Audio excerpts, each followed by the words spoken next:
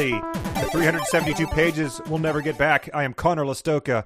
I am joined by Mike Nelson to read yet another bad book in this bad book podcast. Mike, how's it going? It is going very well. I'm smizing right now. I purposely struck a different tone on that intro. I realized that my go-to when we're doing these is to act like people have been saying funny stuff off mic, and then we're coming in. I'm sort of doing like a "Hey everybody, how's it going?" Right type of thing, which is obviously affected. But I think last time we recorded with Bob, I realized that happened. And when you watch yourself and listen to yourself talk, you notice those type of things. Oh, I never watch or listen to myself talk. Horrible experience. Yes, I mean, if there are mirrors around, I do my best to avoid those as well. Yeah. I have a route through my house where I can avoid any mirror. I am truly like a vampire. You've taken Prince's thing of nobody can look you in the eye to the next level. Right. Even my beloved wife she doesn't look me in the eyes and she goes, "Hey man." she doesn't call me by my name because otherwise I'd have her fired. Deeply weird. Yeah, I am a weird man. Well, yeah, we're growing to read Modelland by Tyra Banks for this, I believe, 17th book and next 100 episodes of the podcast. And we read the first 6 chapters of it starting today. And there's a lot to cover in this deeply. I mean, your home life, your marriage is deeply weird, as we just acknowledged. Book is even weirder. Yes. My home life is so weird that someone had to tell me this book was weird because I'm so weird that it just seemed normal to me. That's how weird this book is. You level things out to a baseline on this. Yeah, this is from every comment, from everyone that I tell that we're doing this. Just I've had friends come over and they see the book is large and imposing. Uh-huh. And it has those, the eyes. It has, what's the doctor from T.J. F. Eckelberg. Scott Fitz? Yes. It has the Eckelberg eyes, and so people pick it up. They're going, what in the world is this? And then they'll peruse it for a second, and they'll go, oh, my God. This is so weird. I'm like, yeah, just pick a part anywhere in there and just read a paragraph, and they'll go, ugh. It is an eye-catching book, though. My 2.5-year-old niece picked it up while we were down in North Carolina over the long weekend and was sort of like intrigued by it and flipped it open to that opening full page spread on the inside the cover and was sort of like, what's this? And it was like, it's like if your kid finds a gun or something, it's like, don't touch that. It's like, no, who left this out where they could find it type of thing. Right.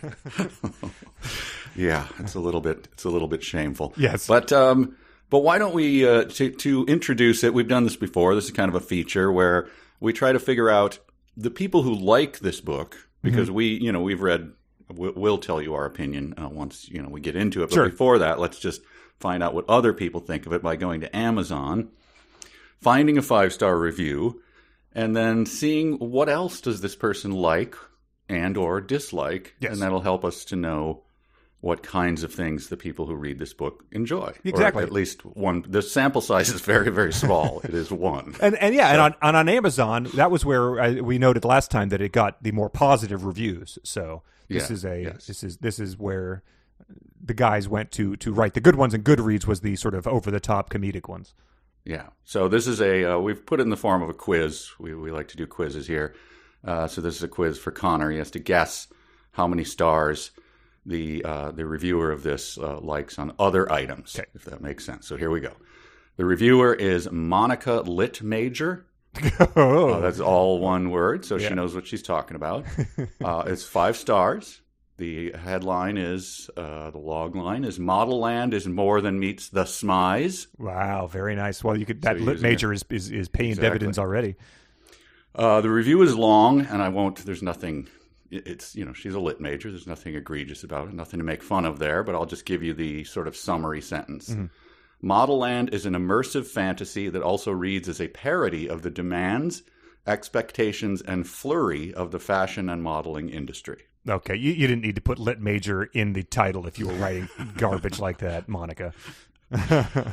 All right, now here are the items, and I'll just tell you as a prologue that everyone seems to be one of those weirdly named, like they come from some Chinese cellar or something. Oh, you mean the brand, the quote unquote brand name is a word that does not exist. Yeah, the brand name doesn't exist, and then the description is like overly long and very confusing. Yeah. She tends to like these products, but you'll make sense of it. But I'm just warning you up front, I'm not making up these words. Okay. So these are the items. The first one is a little bit long. I'm going to take a deep breath. The first item she rates is Yarlung 2-inch mixed beach seashells with plastic box, colorful natural seashells, supplies for fish tank, home decorations, beach theme party, candle making, wedding decor, DIY crafts. Wow. Yarlung? Yarlung, not capitalized. And then all the SEO stuff is just right there in the product name. Yes. What hath we wrought? Yeah, I'm going to exactly. guess that she was pleased with those. 5 stars. 5 stars. Okay. Thumbs up. Well, it's Yarlung. It's right there. Equality is That's a in the good title. quality Yeah. name. Nicely packaged and good value, she also adds. This next one is bananas when they make up this name. This is just hash of letters. Uquacol. Good Lord. Yoqucol. That's like the third most poisonous animal in Australia. Yoquacol. I don't know. And what? And so what might this product be?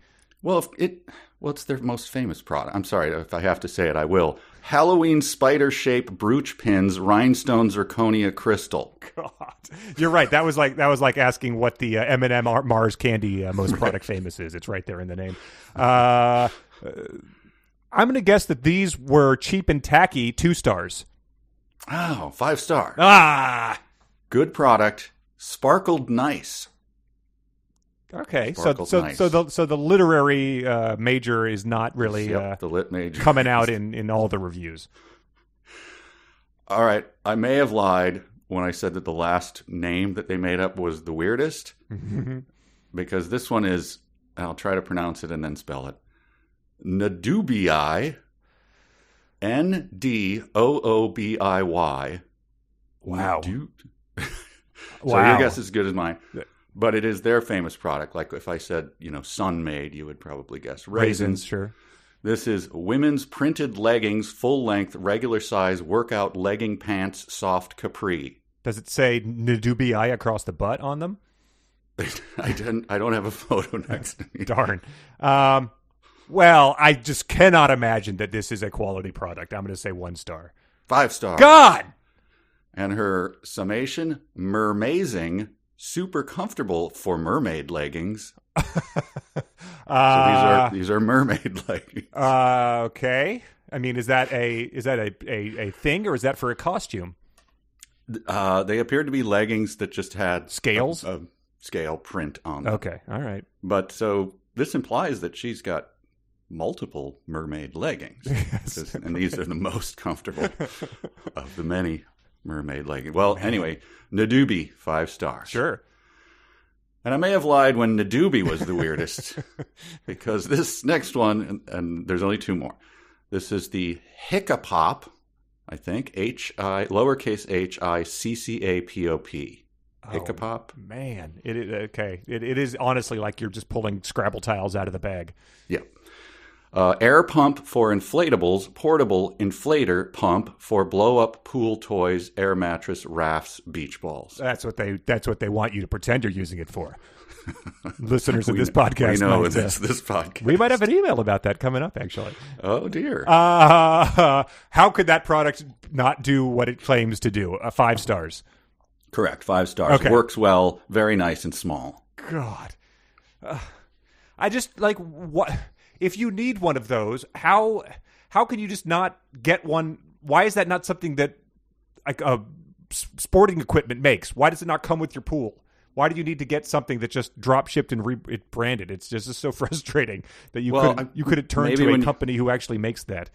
Well, when you type it in for reviews and you get one of those, and the first 400 returns are those fake, seeded bot review pages, like Review World, right? Inflatable pumps, and the Hiccapop was right at number 1. So it's just like, well, it's highly rated, right? Yes, and my grandfather, when he was inflating a pool in Florida, he did not have to go look at reviews.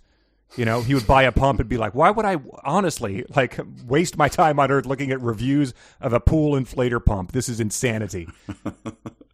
Oh, this is what we've come to. All right, this is the last one, and this is, and I put them in the order that they were in, so I didn't stack the deck here. Okay.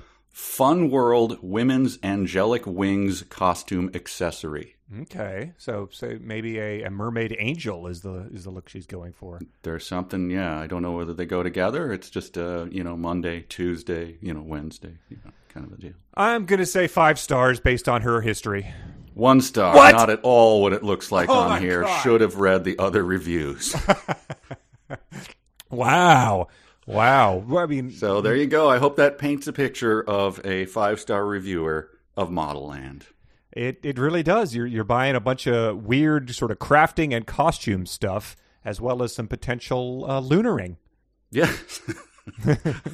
I love that there's no other possibility for that. Couldn't be blowing up her niece's water wing or something. His brain has been poisoned. It's impossible. Even a simple blow pop would be impossible to look at these days without inserting 2 in the middle of. But as I alluded to, it's not just me. Our dear innocent listeners have been brainwormed as well by this. We'll get to that. Look what you've done. We've got a lot of book to cover. Do you tell your parents this? I mean, come on. My mom is, as she said, this might be the first one she reads along with. So.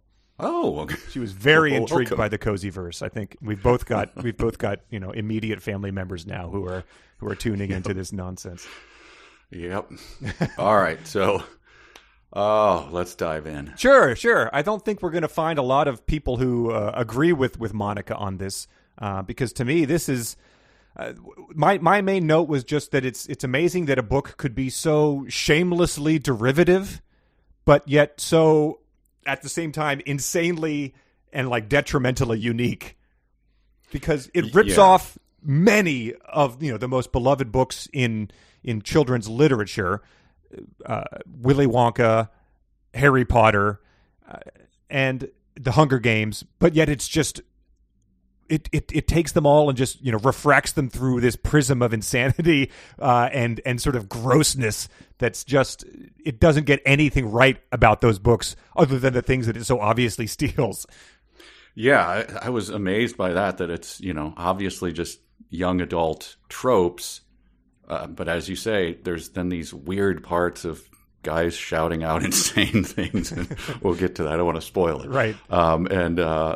And it just, why is it so hard to read? Right. Yeah. It has the stylistic flourishes that include misspelled words, insane alliteration, and just sort of a general pervasive fog of disgustingness that makes it just sort of a weird read. And it actually took me a while. Well, why don't we get into it? Sure. Because it's part of it. So I will tell you, funnily enough, I did not read the prologue when we went through because I'm reading it on the ebook. Okay. And I just clicked on chapter 1. Okay. Oh, got it. Yep. And so I went down and I just started reading. I'm like, what in the world is going on? And it's only today that I went to, go back over the reading. I'm like, oh, there's a whole preamble. Yes. By this, is this Belladonna? Turns out to be Belladonna or whatever. Yeah, probably. There's sort of an omnipresent narrator that starts every chapter so far. It seems like that sort of gives you a bit of feedback and is sort of a all-seeing, omniscient presence. And I came to learn this is the voice of our writer, Tyra Banks, because we were just clicking around on videos to try to find out this whole smize thing. Okay. And there's one of her, and it's a longer one, and she does this kind of insane, puts on a character, but someone told me, no, this is the voice that she kind of does, where she does a mid-Atlantic accent, darling. Oh, okay. And she says stuff like that, and then she slips in and out of it. It's very stupidly and clumsily done. But apparently that's her shtick. Okay. So I think this is just supposed to be her. So I wasn't sure what to make of the, darling voice. I thought so you're saying it's more of like a Katharine Hepburn-y kind of thing. I assumed it was sort of a RuPaul drag queen type of deal. Well, It's hard to say. Okay. We can pull up a clip of her talking like that and let the listener decide. Sounds good. In an upcoming episode, but yeah, it sort of goes in like, you know, that when Madonna moved to London, and then she started fake talking like British. Yes, it's like kind of like that. A semester abroad. Yes. Okay. All right. It's kind of like that. All right. Interesting. Well, the intro. I mean, if you just read it, it essentially lays out what the plot is going to be, and we might as well just do a quick recap. You're going to want to become. It says the only famous people in the world are these Intoxabellas. They pick 7 of them every year, and the most famous of them are called a 7-7, which is sort of written like Artemis with a 3. It was in Ready Player One. It's very princey. Yes.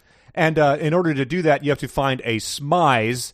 And this is the first thing that struck me as just, I wasn't sure what to make of it. And the book seems unclear about this too. It says, these smizes, which boost your odds of being chosen by 91%, are propelled through the world's waterways. Naturally, the week before the day of discovery, bathing, shower use, pool use, even sewer diving increase, threatening a doubt. And so I was confused because it says it boosts your odds of being chosen by 91%.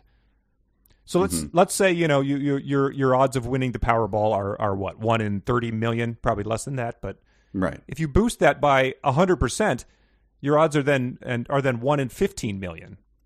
Mm-hmm. So that's not good. No. So I mean, it's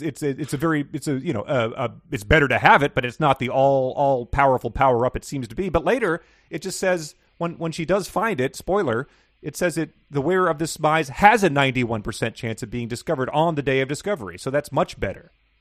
And that seems to be what they roll with through the rest of the book. But on page 1, it sets up a very a very inaccurate description of its own world. Oh, it says it very clearly. I'm looking at it right now. Boost your odds of being chosen by 91%. Yes. Wow. The thing that stuck out to me on that sentence you read, that naturally the week before, bathing, showering, pool use, and even sewer diving increase. Okay. So sewer diving is going on. Let's be clear about that. Yes. There's hobbyists out there. Yes. We were talking before about your irritation with the bike paths being clogged by non-bikers. So there's regular sewer drivers down there who are then all of a sudden, you know, pissed off when these smize hunters start invading their hobby. Yeah, it's like Easter and Christmas church attenders. You turn up your nose at them like you're sitting in my spot. Yes, right. Yeah. Hands off! That clumped fatberg is mine. So the smize, which later is described, and I still have a very, very bad understanding of what exactly the smize is. Yes, but we'll get to that. We will get to that. And so then these beings, because I'm not sure that they're human yet, and we can get into that in the first chapter. Oh boy. Well, let me. Can I read the description of her in the first chapter? Because the prelude just kind of covers the. The plot sort of. There's some the only other thing I had was that there's weird sort of QAnon-y rumors about human sacrifices and blood drinking and bathing in blood going on this mountain. So that's the fun little young adult book has that going on in the background. But the end of it introduces, of course, our hero Tookie de la Creme. Yes. Boy, that's going to be hard to keep repeating over and over again, isn't it? Yes, very much so. So anyway, this is where, just to give you the picture, this is where I started reading. Okay. The girl whose eyes are 3 centimeters too far apart and whose mouth is 4 centimeters too wide. The girl whose body is a contradiction of itself, slightly hunched back.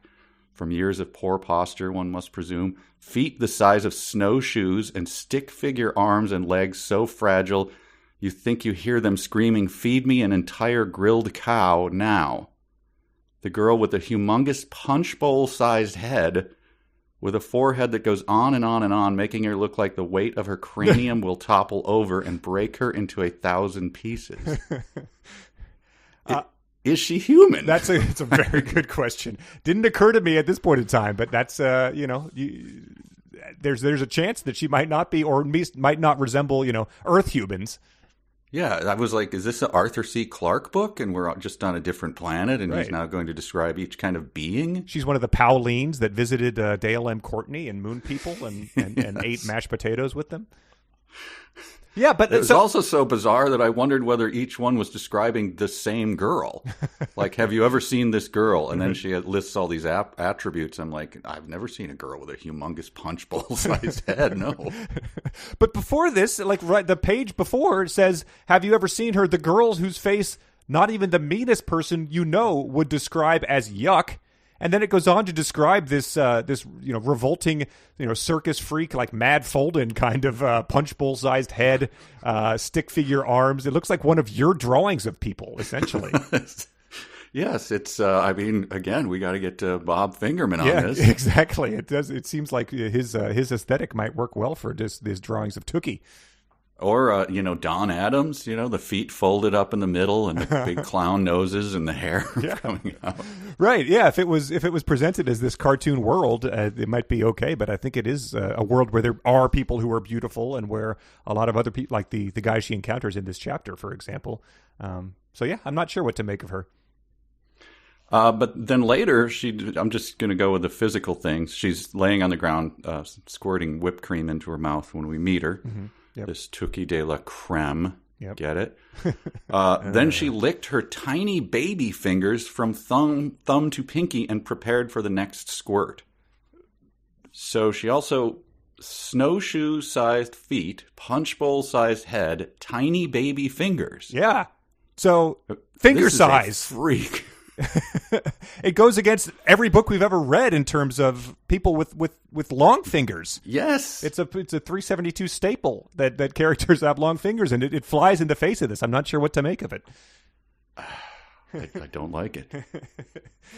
Yeah, and I liked that. It says, "How was Tookie able to lie in the middle of her school's hallway during class time, enjoying whipped cream from the can, and not get herself into any trouble?" It's just one of the great questions of literature posed there, I think.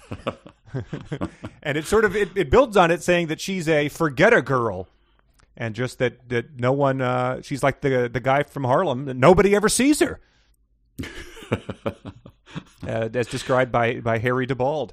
But it is, the school that she's taking place in is a little bit of world building we get. It's the B3, the baubles, beads, and something, I think.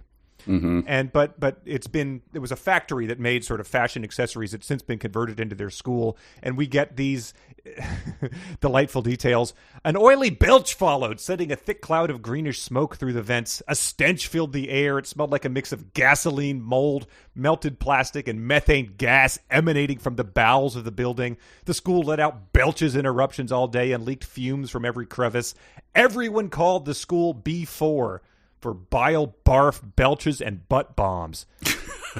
So first of all, that's B5 right there, but it is just great when a book, just puts you into a world of just absolute, filth and shit. It's like, make that movie.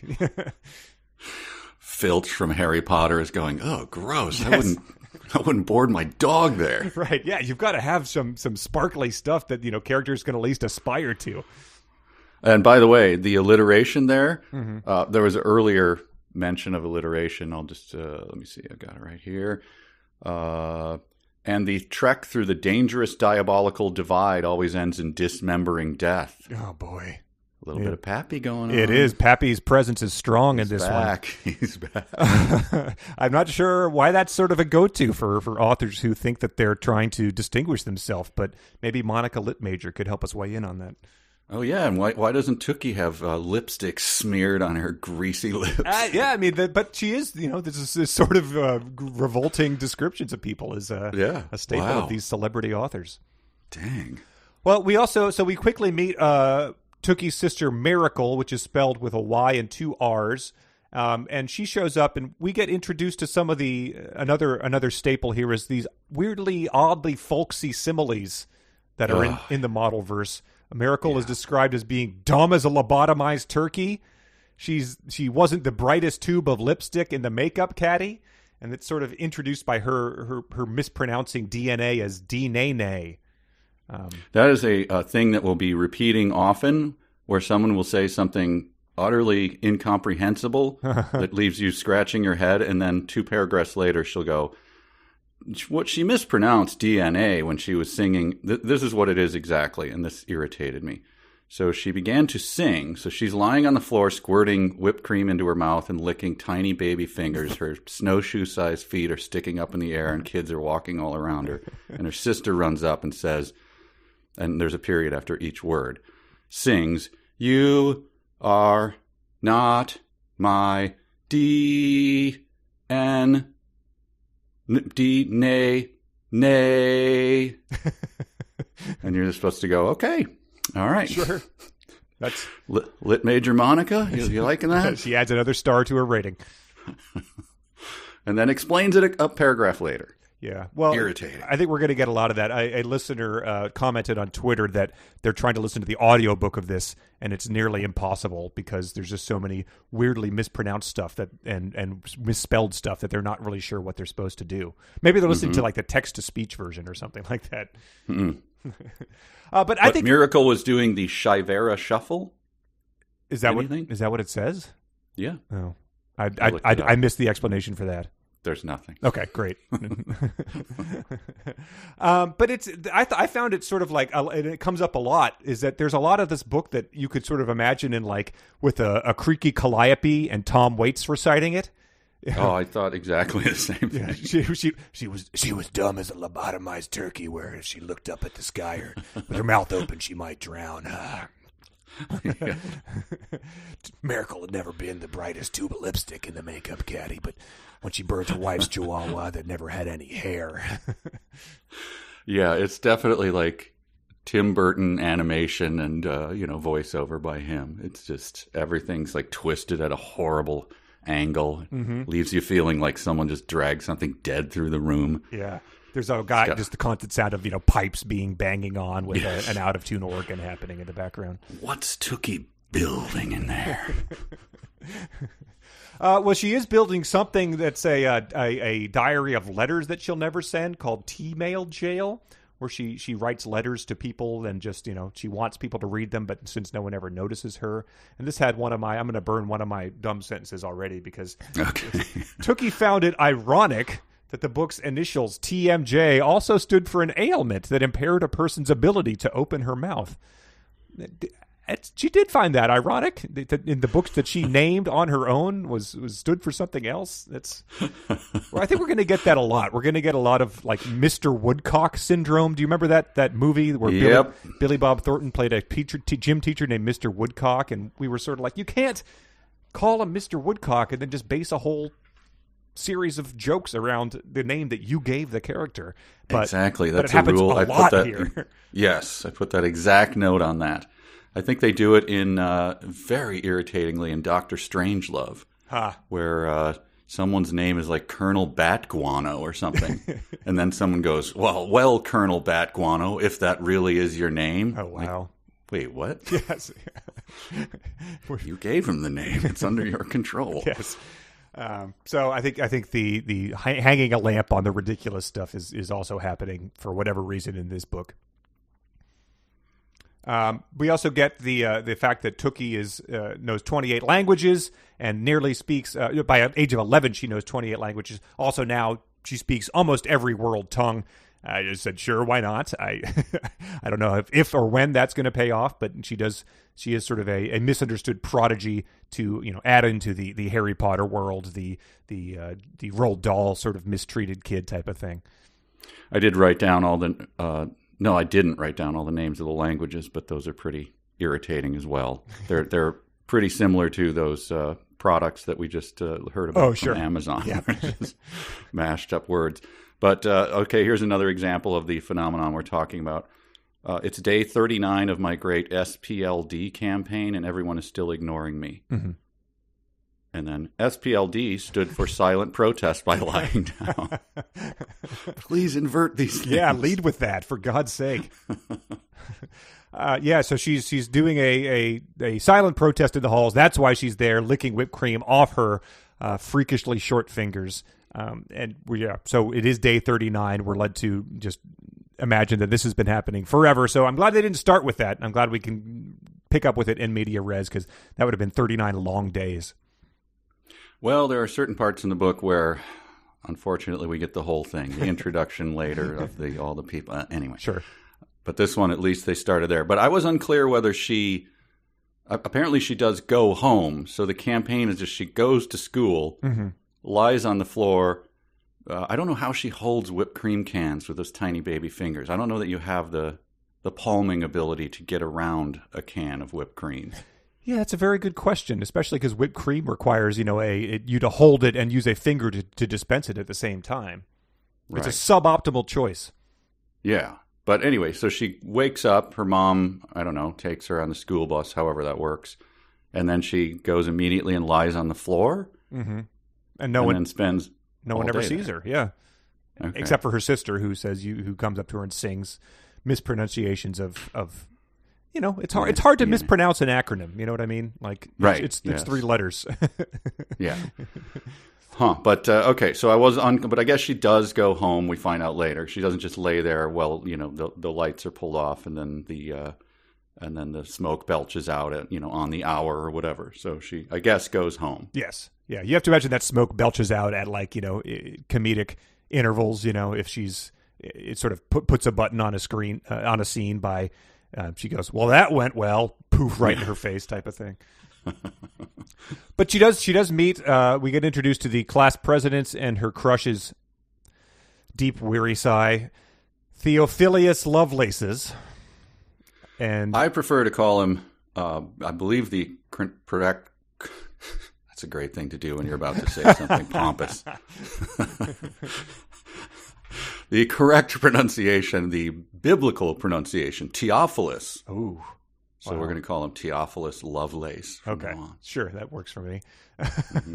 But he's offering out these vote for love buttons, which is I guess that's a catchy slogan, but it's only designed to set up an entirely improbable scenario where he's offering her a button. She reaches for it. She's so honored, but then it's knocked out of her hand, kicked across the hallway, ends up in a bucket of trash. She fishes out the trash, which is just one of the many first times that someone's going to be crawling into a dumpster and covered in slime.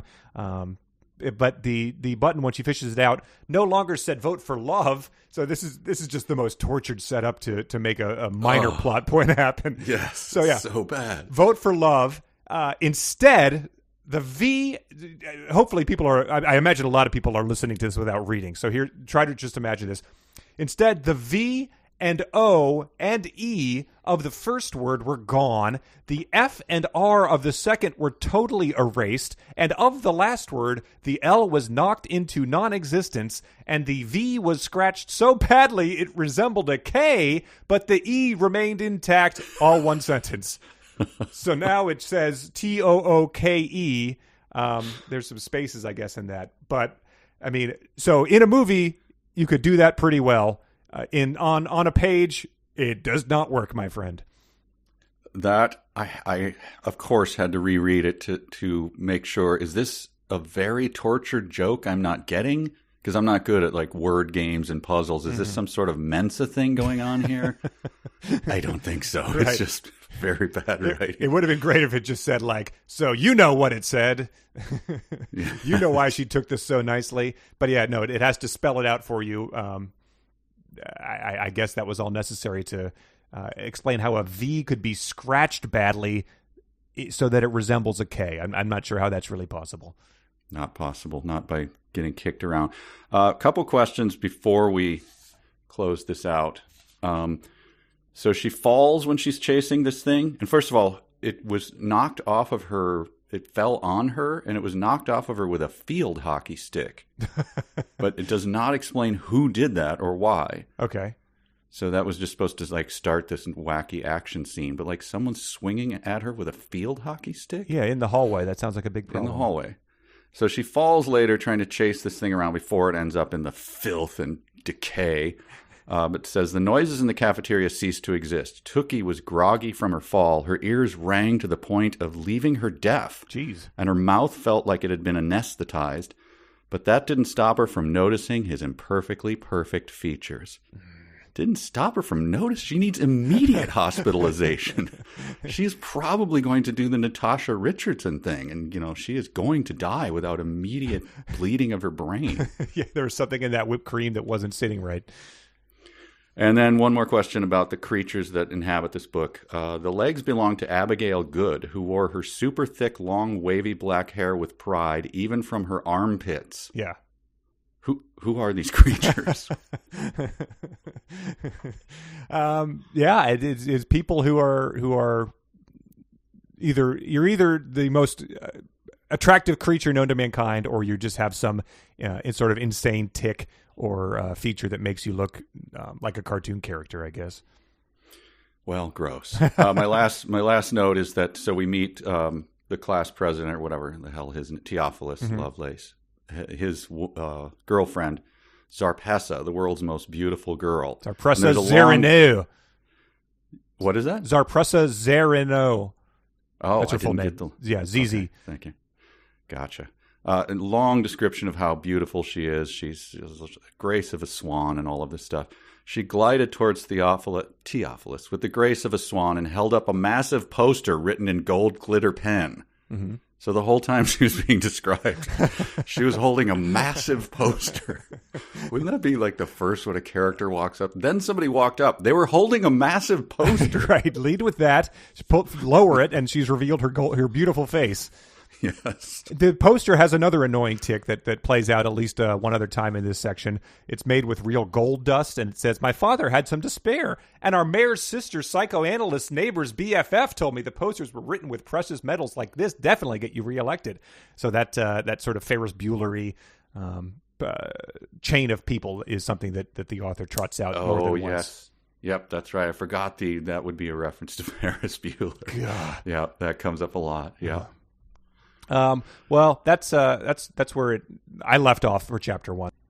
Yeah. So chapter 2, bring us in. Well, we start with Tookie covered in filth. Oh, the smell, the dreadful smell. Poor Tookie covered in the wretched decay of other people's refuse. Yeah, but what is she saying about? So then she says, "I wish I could scrub her off," and then she describes her. Apparently this is whoever our narrator is. It probably turns out to be this magical creature or whatever. How I wish I could scrub her with oils of eucalyptus, bergamot, and ylang-ylang, with 3 boxes of baking soda, a gallon of laundry detergent, 12 capfuls of all-purpose bleach, 2 squirts of antibacterial hand soap, and a dash of ammonia. And she says, "Oh, darling, I can feel the burn now, but you know what they say, no pain, no removal of funk stain." It went off the rails. What is that? What is happening there? I'm not sure. I don't know. The creature doesn't sound super benevolent. If that's it's like bathing someone in lye or something. And I mean, she's probably being funny, the character that is. But I do hope that they do say this in this world: no pain, no removal of funk stain. Yes, in this world's version of Roadhouse, that's what Dalton says. Yes. It piles on weirdness where you wouldn't expect it to really need any. Like I guess we feel sympathy for this character, but if it's not a real person, or if you're bathing her in ammonia, I'm not really sure what we're supposed to do here. I don't know either. The school PA announces that we have temporarily shut off all water due to the heightened misuse because of the smize craze. So if you have to use the est room, you must hold it until you are off school premises. So there's just more more grossness to pile on. It's like an Amazon warehouse or something. Yes. And so her hands continue to be mucky. So just to get the system right, they put him in the water, and then everyone just keeps their water running. Would they think in like year 2, like, man, when we had that free D battery giveaway night when the Yankees came to play at Boston, that probably wasn't a good idea. Yes. Maybe next time we should, open cans or T-shirts at best or something. Right. But, hide them in chocolate bars or something like that. Right. Very, very stupid. But so it goes on to describe something here, and I just want to get this straight. She has no locker because everyone took them, but she stores her stuff in a disused dumbwaiter. where she has an electrical cooler to store whipped cream canisters that she regularly shoots into her mouth. Yep. That's where the supply comes from. What's unclear about that normal scenario? Right? All right, good. I'm glad I. Yes. Among other things, yeah. There's more than just. What else does she have in there? Do you have it? She has snacking options. Oh, sausage gravy, vanilla sandwich cookies, spicy ketchup, Dijon mustard, mesquite, honey, and chipotle barbecue sauces. Are stored in a disused dumbwaiter at the school that belches oil on them every hour. And it says she had installed a portable cooler, so I don't know if that means she, actually got out her wrench and electrical wiring, or if it's just a little. That's what I mean. It's electrical. Yeah. I don't know. I mean, you tack those things on, and just you have to imagine that any fiction 101 professor would be like, you got to dial it back here. You can't throw all this at people. What are we supposed to take away here? Yeah, there has to be there's a through line, there's a straight line, and then the weirdness, little alleys of weirdness have to be meted out fairly carefully, but people have to understand what's happening in the world. But this is just weirdness after weirdness, not connecting in any way. And it leads tells us that she one time. It says she has an insatiable appetite, and one time she ate so much chocolate that she threw up in the car, and her mother had grounded her. Literally, Tookie had been forced to sit and sleep on the floor for 1 month solid.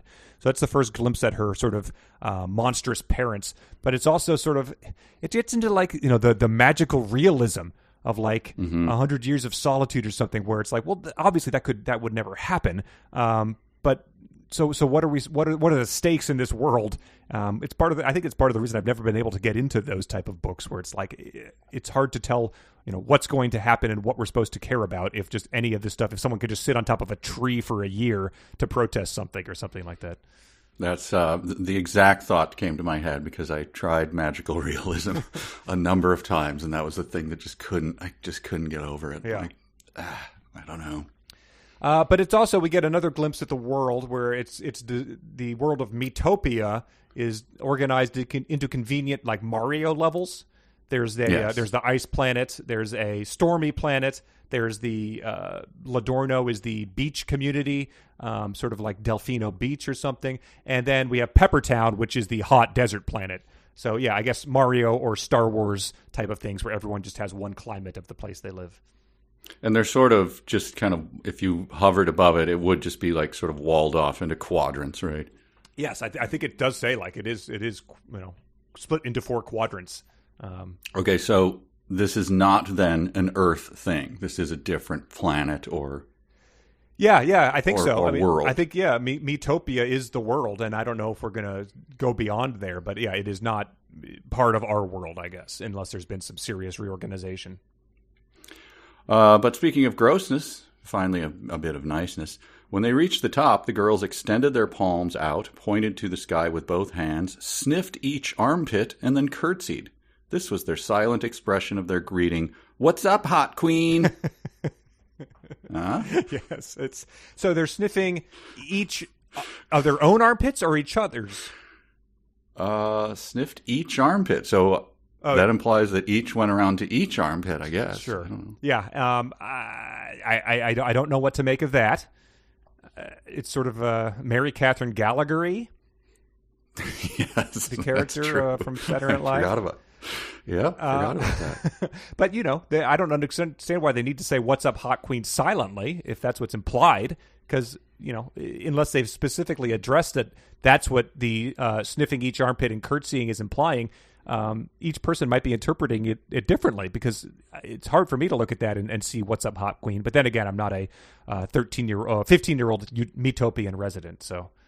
It's true, but years may not be the same in this. That's the other thing. This is a different planet. That's true. I would say, though, that if someone was about to approach me to say, "What's up, hot queen?" I would prefer that you just go ahead and sniff your armpits or even mine before saying that. Because it would give you a chance to sort of turn and be halfway down the block by the time they were finishing the word hot. Exactly. Got it.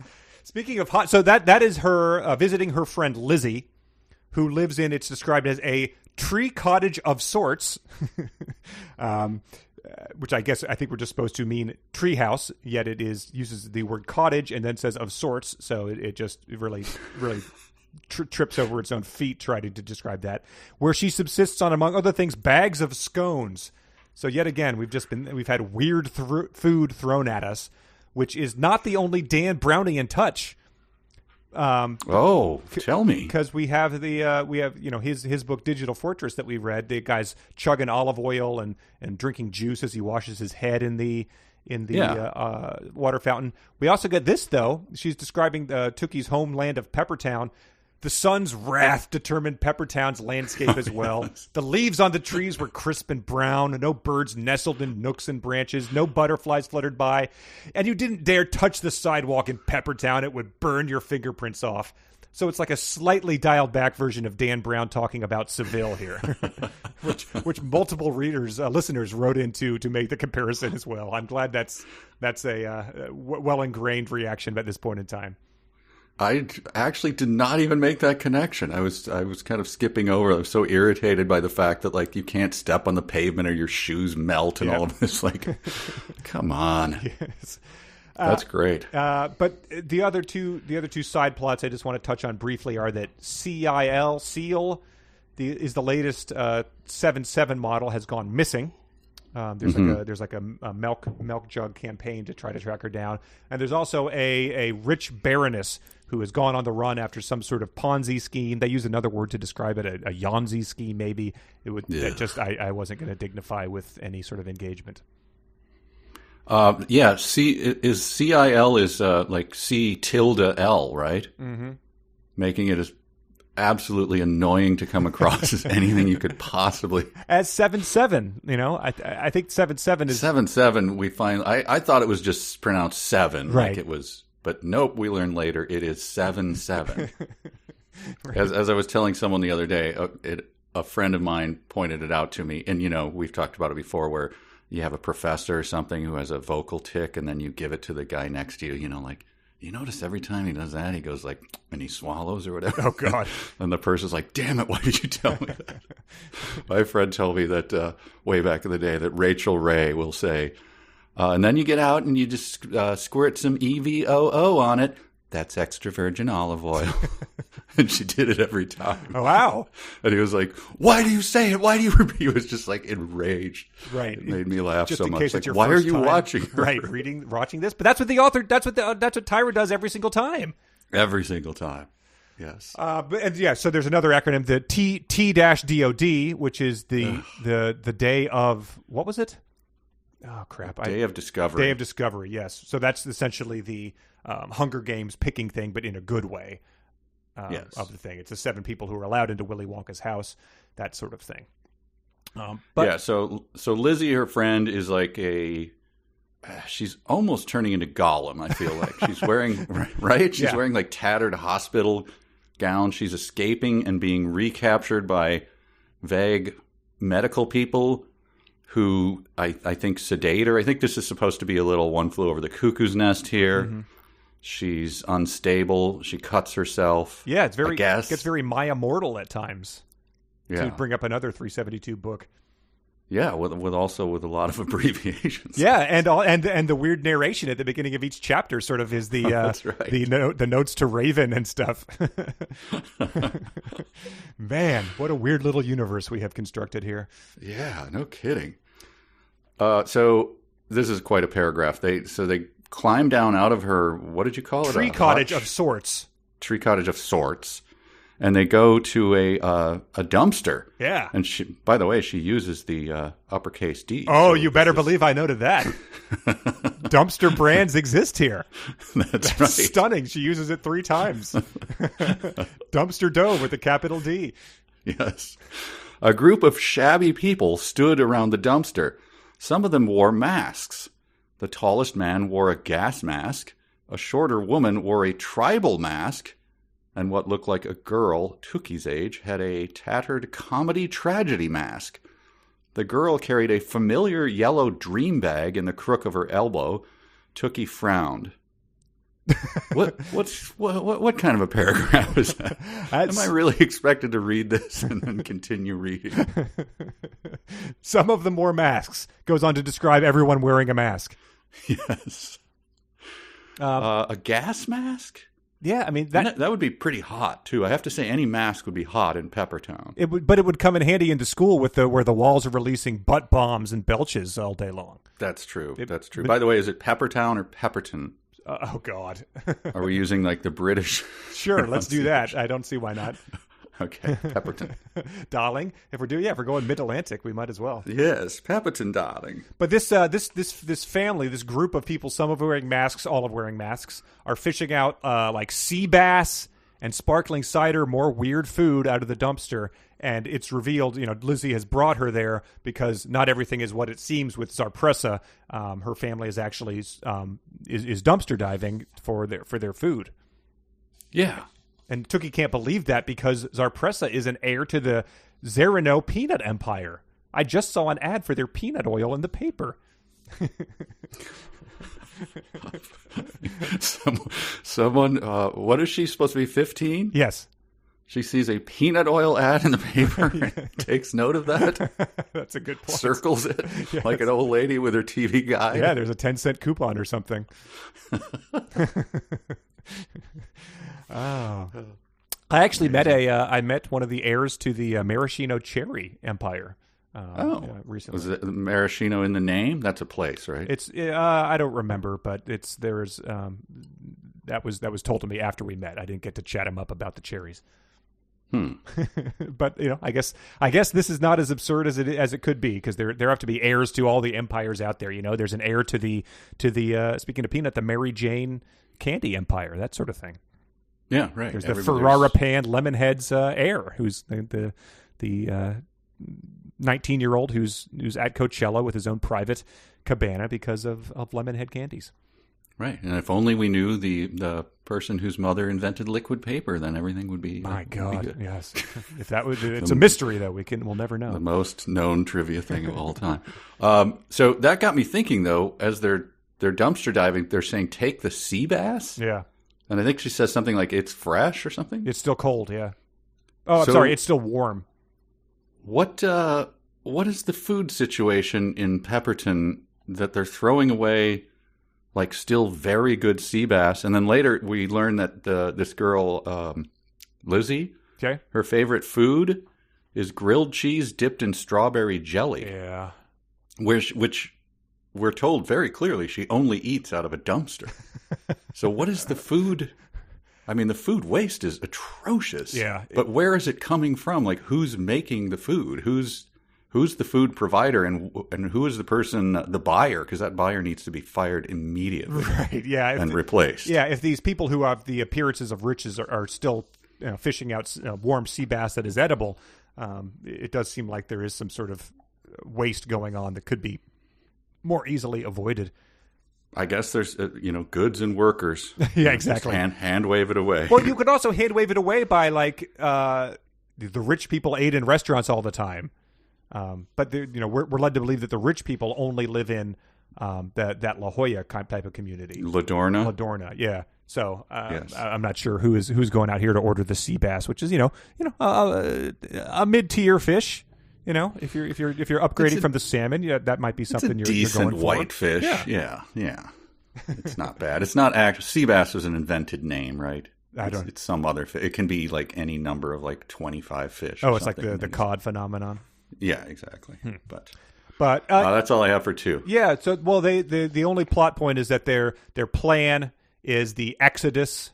They're going to run away together, Lizzie and Tookie. And their plan is that they will then, build a whipped cream factory on the beach, a strawberry jelly factory next door. No word of where the grilled cheeses will come from in this scenario, but that's the deal.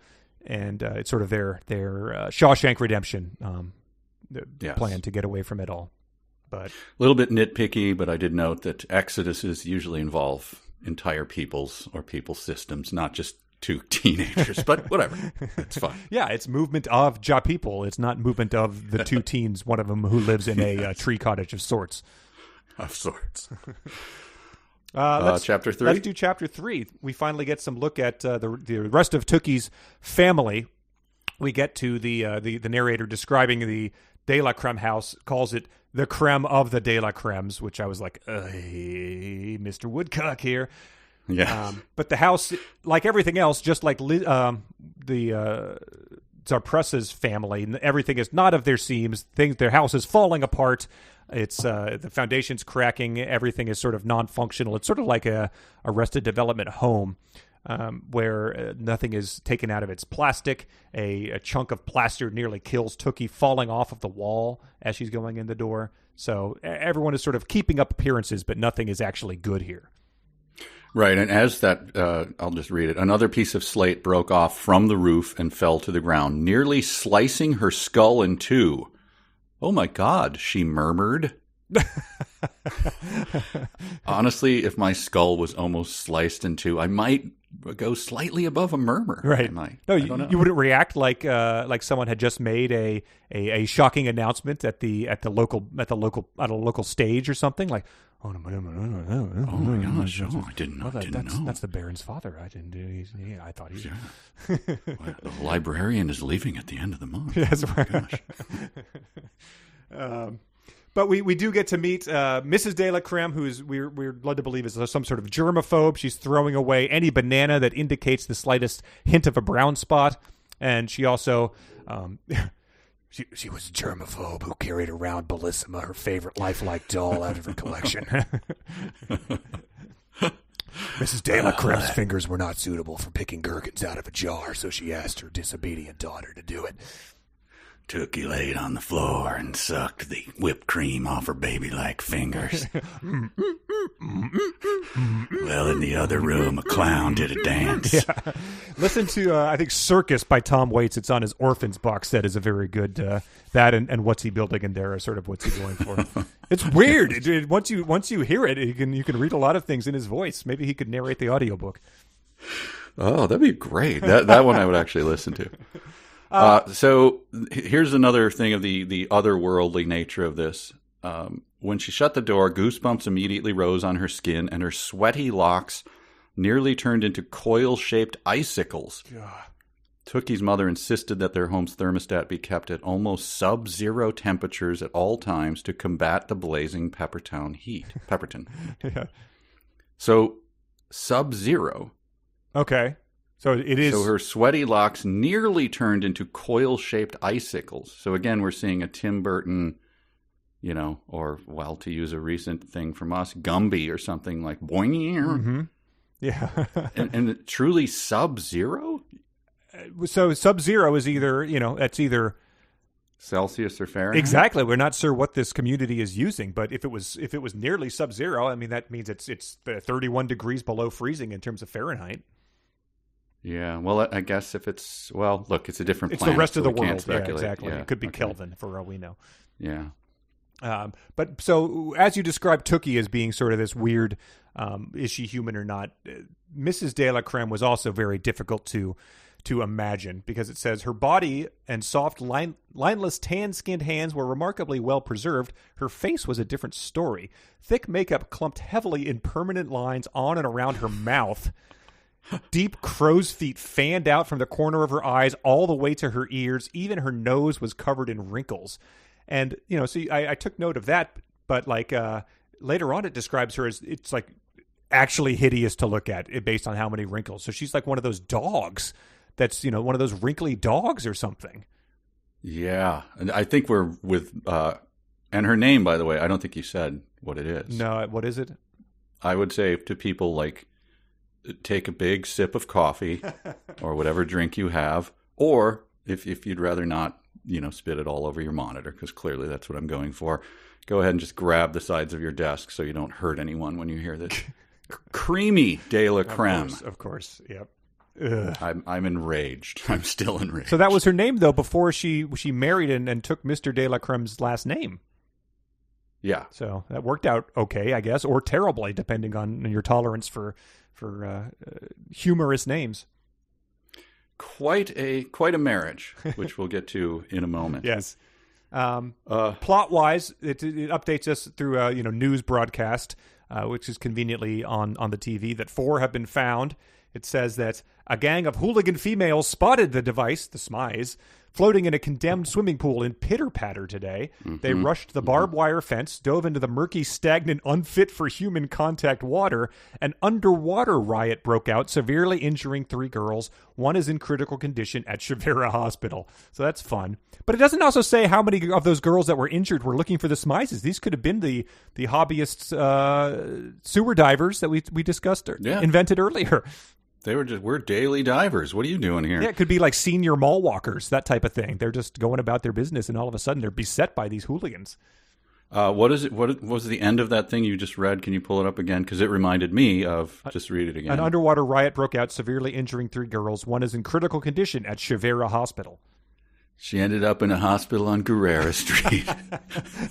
Oh, Mark, what a story! It pretty much is that.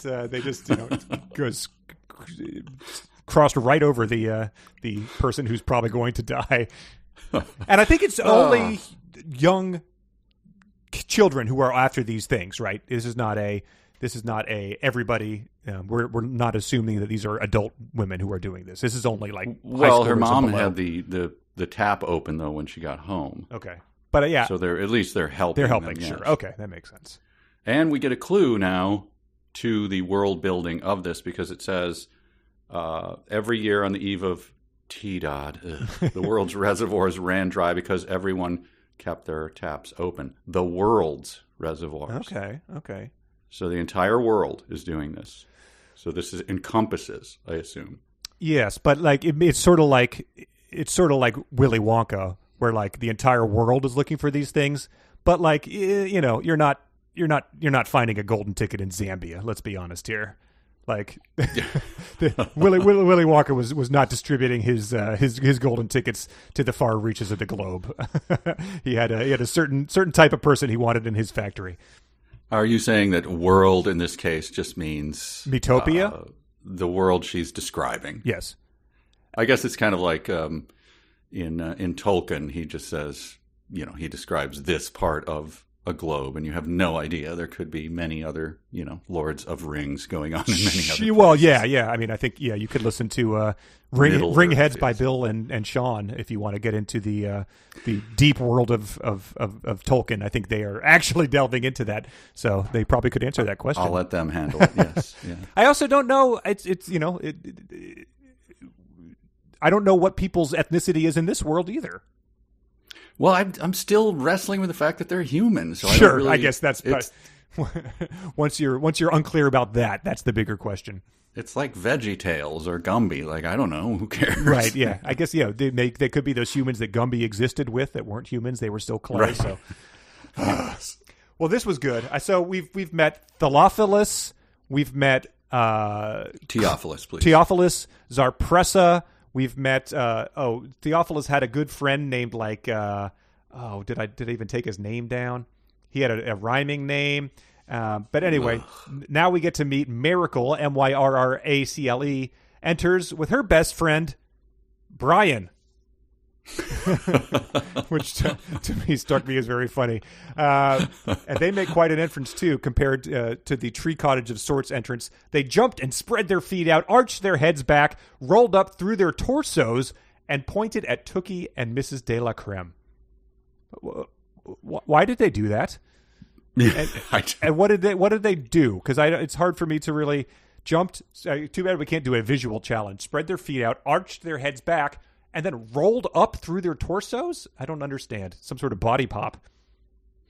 And pointed at Tookie and Mrs. de la Creme. Mm-hmm. You know what this made me think of? And this is... So she's 13, which we learn at the end of this paragraph. Yes. And Tookie is 15. Yes. I don't think I'd known that till now. It might have said it, but I thought of hot property. Because they're doing like a little kid's dance, like pointing at me. Like, I don't ever want a little kid to do a dance and then point at me, do you? It is. It's the junior dancers from Star Search. I mean, that's sort of what this is. And we do learn, I think they describe later as when they go into town that the 13-year-old Miracle is like head-turningly beautiful or something, or like you can't look at her for too long because she's so beautiful that you would do that, which is just an off-putting thing to describe the 13-year-old as. Oh, yeah. Every limb on Miracle's body, every joint moved gracefully and fluidly and with the utmost confidence. All right, settle down. Yes, really. And we get this detail. I'm going to read this because I'm sure you were not going to. Even though she was 13 and Tookie was 15, she was getting more womanly than Tookie in every way. She'd even developed faster, getting her period earlier that year. Tookie still hadn't gotten hers yet. So I'm just seeding this. This might be the literary's first ever example of Chekhov's tampon. I'm just putting it out there. Dear. You're not going to bring that up unless it's going to pay off in some incredibly disturbing fashion. Oh, dear. But then, Miracle starts saying in a very annoying fashion, what I have to do first is prepare to get my dancing to perfectness. That way I can pose the best of the rest in a vest and pass the test and be the guest and walk with zest unless they want me to walk from the east to the west. And she launched into a tap number. Stop it, Mrs. De La Creme yelled. So the mom's not all that bad. She's making Tookie sleep on the floor for a month, but she's interrupting one of the most irritating things in the history of literature. But then comes my favorite character, and here's this description. How dare you insult me and accuse me of such filth? And who are you, Mr. One-Eyed ex-circus star who spends his nights boozing? It's like, finally, a character for me. Yes. And again, to Tom, how dare you insult me? Who are you, Mr. One-Eyed ex-circus star who spends his nights boozing? Her father was a former trapeze artist who lost his eye in a tragic sword accident when his daughter shined a mirror into his face from the 7th story of the big top. He was able to tumble hopelessly down to the stage and was fine until he injured his eye and the swords that protrude from the edge of the stage. Their marriage began to dissolve after that. The wife began to buy bananas and throw them away one by one. It's insane. It works on every chapter. God. But yeah, so that's Mr. De La Creme, who still wears his acrobat's unitard despite the consistent reminder that he's like paunchy and flabby everywhere he goes. So do you have his stage name here? I have it at the ready. No. So his name is Christopher De La Creme. So if that was your name, and you were an acrobat, you would of course call yourself the incredible Chris Creme-crobat. I mean, there's nothing to do but throw up your hands and go, okay. Sure. That's almost like, Arnie Pie with Arnie in the sky at that point in time. You've done it completely wrong. Like, there's a lot of good options there, and you've picked the intentionally worst one. Yep. But yeah, so he accuses his wife of having an affair with Perry at the salon while Miracle gets her hair done. We get an update about the missing Baroness, who is, we're told, swindled the family out of a large portion of their life savings. Yeah, these things, I don't know. The missing model and the her, I assume, are going to be something. Yeah, I'm only mentioning it just so that they will, when it turns up later in the book, we'll have filled people in on this.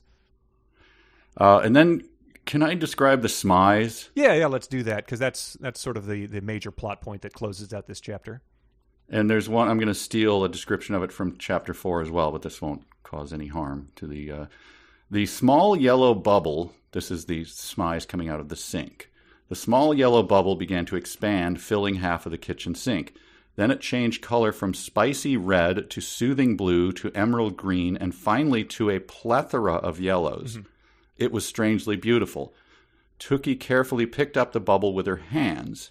Okay, bubble. And then before her eyes, the bubble flattened itself and then transformed into cellophane-thin golden cat's eye sunglasses without the frames. Then in chapter 4, the smize was made up of ornate eyeshadow-like flourishes in strokes of taxicab Dijon, baby chick, banana, and lemonade yellow. Thinner than a sheet of paper, it was surprisingly heavy and seemed to hum ever so slightly as it rested in Tookie's palms. Your Honor, what the hell is the smize? It's a beautiful membrane, Mike. I don't know what else I need to tell you. I have two. What is it? It's impossible to picture. The idea of cat-sized sunglasses without the frames is insane, because you could say lenses. A bubble? It's a bubble, but it's also cellophane thin. My takeaways are this. Have you ever made your own kombucha? Mm-hmm. You have? Mm-hmm. Okay, I have two.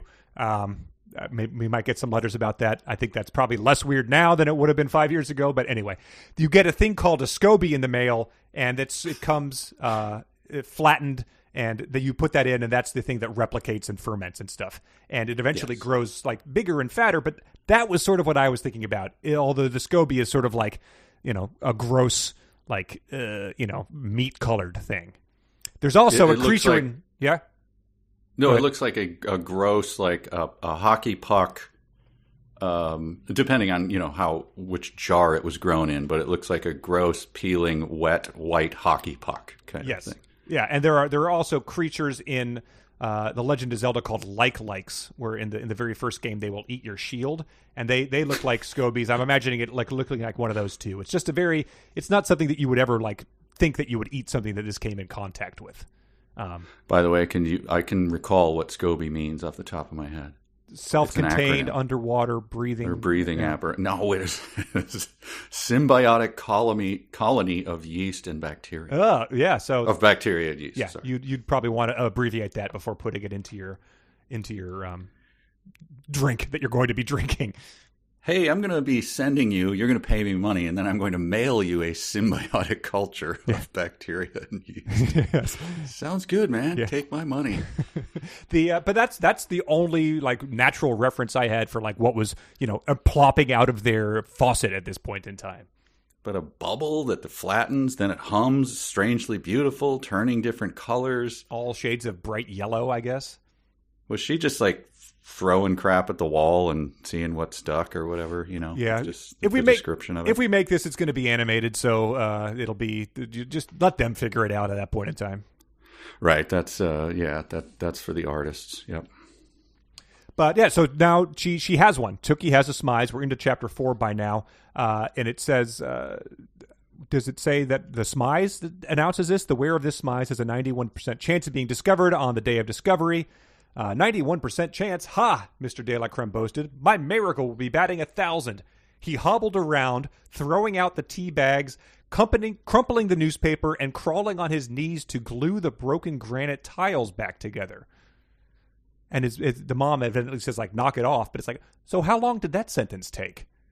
He's throwing out tea bags, crumpling newspaper, but then crawling on his knees to glue broken granite tiles back together. Do we snap back to reality 45 minutes from then? And are they all just staring at him while he's doing all of this? Yes, crawling on your hands and knees while wearing a unitard presents some very unappealing views of yourself. I'm guessing, especially with the revolting paunch of this one-eyed acrobat.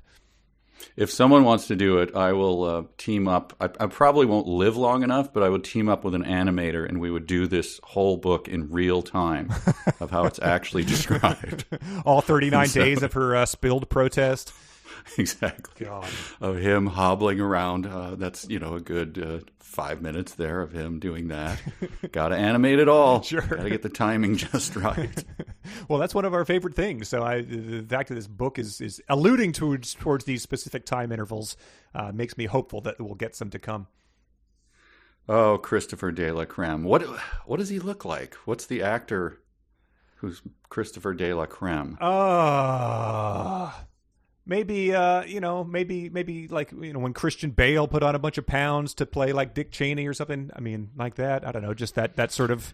I guess in the old days, it would have been Peter Falk, but sure. Oh yeah, one-eyed. He's got it down. Yeah, well, when Mac from It's Always Sunny got fat for a season, something like that. I'm not sure. Yeah. But then, so we get a Bob Honey. We get many of the left behind 9% of smize holders during previous days of discovery deviated from dashing dress design decisions. You have been warned. So they're implying that there is a chance you might not make it. You still need to have a fly outfit in order to attract the Belladonna's approval. Who live in a mountain in the middle between the 4 quadrants? Yes. Duh. Okay. Yeah. Sorry. But unsaid here is that, of course, Tookie finds the smize, but it's not like it's not like a Harry Potter invitation or the golden ticket. It's immediately taken by the family and been like, oh, well, Miracle is going to use this. So there's no real ownership of it by the person who finds it. Yeah. Oh, I wanted to point out, because I knew you would appreciate it, because you already read it, but My Miracle will be batting 1,000. So baseball exists in Oh, in this wow. world. There we go. Yeah. Yeah. But yeah, she's currently batting 91-100, the greatest batting average by over 100% in history. So Right. he is it's good that he uses that analogy, though. She's going to hit a home run. Yeah. Violation of these rules may cause serious side effects. I just have this as a note that Tyra Banks is a very deeply weird person. Side effects include face aches, nausea, vomiting, blurry vision, visions of fashion, police brutality, designer knockoffs knocking you upside the head, stinging bees in your hair bonnet, biting wolves in cheap clothing. You're a weird person. Yeah, it's sort of like a game of telephone where it's like every item's sort of related to the one next to it, but by the time you get to the end, you've started talking about a completely different train of thought. I drank a bottle of cheap bourbon. Next morning, I woke up with face aches, nausea, vomiting, blurry vision, visions of fashion, police brutality, etc. Yes. It all works. It does. It has yet to prove that it doesn't. I was amazed that it took 50 pages to get to this. Miracle says in a conciliatory tone, I suppose it will be funner if you're there, Dookie. It's Tookie, Tookie said, feeling a barb of anger. That's what I said, Miracle protested. Yeah, right, Tookie thought. She noticed Brian snickering behind his hand. So, shocked that it took 50 pages to get a Tookie Dookie name, but also, Brian may too be at lobotomized turkey level of IQ here. He may just be the dog from Family Guy. He's just there. He just snickers at it because that's not bad. Oh, well, that chapter just sort of sets up the fact that they have to go dress shopping. And yes, and they need her, and she's like, you're coming with us. Why? Well, isn't it obvious? We need your baby fingers too fast. So that's not just a color or affectation. That is actual physical plot point. She has tiny baby fingers to fasten the buttons and zippers on Miracle's dress, and to get my baby gherkins out of the jar for me while she's walking. You know, my gherkins calm me down when I'm nervous. You are a weird person, Tyra Banks. Yeah, they had it in the last chapter that she was having her fishing out the gherkins for her mom. That was the only food she could tolerate because they weren't spoiling. Right, and Tookie was like sneaking them too. Like, Would short fingers ever be an advantage in dexterity? I can't imagine. I mean, fumbling with buttons and stuff, it just seems like it would be not an advantage, a detriment actually. I think I find baby hands hilarious. I love baby hands. I just like when you see a cute baby, there's a lot. But the fact that they have those like indented knuckles, and then their hands aren't quite in control, and they sometimes like spaz out and grab your nose on the inside, it cracks me up. But I can't imagine like baby fingers that with like full dexterity. That's not a thing we've ever seen. So. No, right? Yeah, they're all like that would be a little bit like Uncanny Valley, I would think. Mini prehensile tails or something. Yeah. Well, before we go dress shopping, do you want to do some fanfic? And now I bet they bitching cause my flow switching, trying to tell me what to write. Up on some fan fiction, can't they just be happy? All right, here comes real or fanfic. In this segment, we are going to read 5 selections that may be from later in Modelland, or they may be fanfic sent in by our listeners. And Mike's going to try to guess which are which. How are you feeling early on in a book like this? Because early on is tricky, but also a new book is very tricky. Never confident in the early stages. But there was enough material here and enough quirks that I don't really feel confident anyway. Like because anything could happen, right? I just don't. Sure. Yeah. There's the through line is not there. So if someone wrote something about Prince showed up and we had to go through the Prince level, I'd go, well, that seems weird, but like then it could turn out to be real. Put a pin in the Prince level because that's going to come back. Oh, dear. Oh, God. All right. Well, let's do this. Just 1 second. I'm queuing up the fanfic. Here's number 1. Tookie and Piper approached the check-in counter. A woman who looked about 150 years old sat behind the desk. She wore an elaborate sage green cape made of multiple type of pistols, knives, nooses, and razors, with a hat shaped like a pair of angry scissors. Upon closer inspection, Tookie realized that the blades of the scissors were really blades, sharp serrated knives. Comforting, Tookie thought. Excuse me, ma'am, she began. The old woman's eyes bulged. Ma'am? You called me ma'am? Oh, no. You should never call me that. My name is Purse Dress to Kill. Remember that, because from the looks of those enormous feet of yours, I'm sure you're quite a clumsy one. Am I right? Tookie opened her mouth, but no words came out. At Modelland, I guess nurses are called purses, she realized. You should have seen that coming, Tookie. Holy moly. I'm going to say fanfic only because I hope it's not real. Okay. Number 2. The scout lifted both hands to her face and peeled her veil slowly from the bottom up. The girls oohed and awed, for she had shimmering caramel-colored skin, the very skin that had made trillionaires of quite a few CEOs of skincare companies. Full, soft-looking lips with the deep Cupid's bow that had inspired so many girls to wear glow-glow lip gloss. Large emerald eyes with mile-long lashes that seemed to look into your soul, knowing exactly what you desired, needed at any given time. Tookie gasped. Could it be? She looked around at the others, and they were awestruck too. It was the celebrated, renowned, mythical Intoxabella, CL. Sorry, I was sweating buckets back there. The Intoxabella sniffed her armpits. Well, it's got the elements, but I'm still going to say fanfic. Okay. Caramel-colored skin, all of that. Number 3. I have an idea. Chaste's hand shot up. How about we debate free swing versus firm sling? A few girls giggled. Matt Joe scratched his bald spot, confused.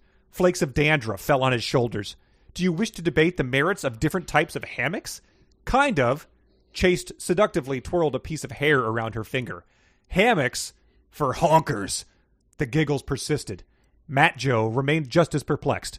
Bra versus no bra, Tookie wanted to yell out to spare him the embarrassment. But Chaste just kept going. You know, bazookas, cha-chas, chesticles. Okay, then you go over there, Guru Matt Joe pointed Chaste to the other side of the room with the green plus sign. You're free swing. And you, he pointed to Shiraz as if his finger were a pistol, you're firm sling. What? Matt Joe is one word. Matt capitalized, Joe capitalized, MJ capitalized, I mean. This is a clever one because that makes almost no sense. And so therefore I'm nibbling at the worm. What the heck? It's early on. I'll say that's real. Okay. Number 4. Creme, let's be real, Mr. De La Creme continued. As soon as you got pregnant with her, you had to go off to some special medical facility to deal with all the complications you said you were having. Scary things that could have made you lose the baby. I was on the road and I couldn't go with you, remember?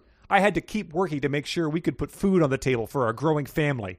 Then, 9 months later, you had her, thousands of miles away from here. You refused to let me be with you You refused to let me be with you to see her take her first breath. My first child, Creme. You denied me that right. How come you never let me talk to the doctors who delivered her? Was there another man in the room while you gave birth? Her real father? Is that why you only called me once it was over?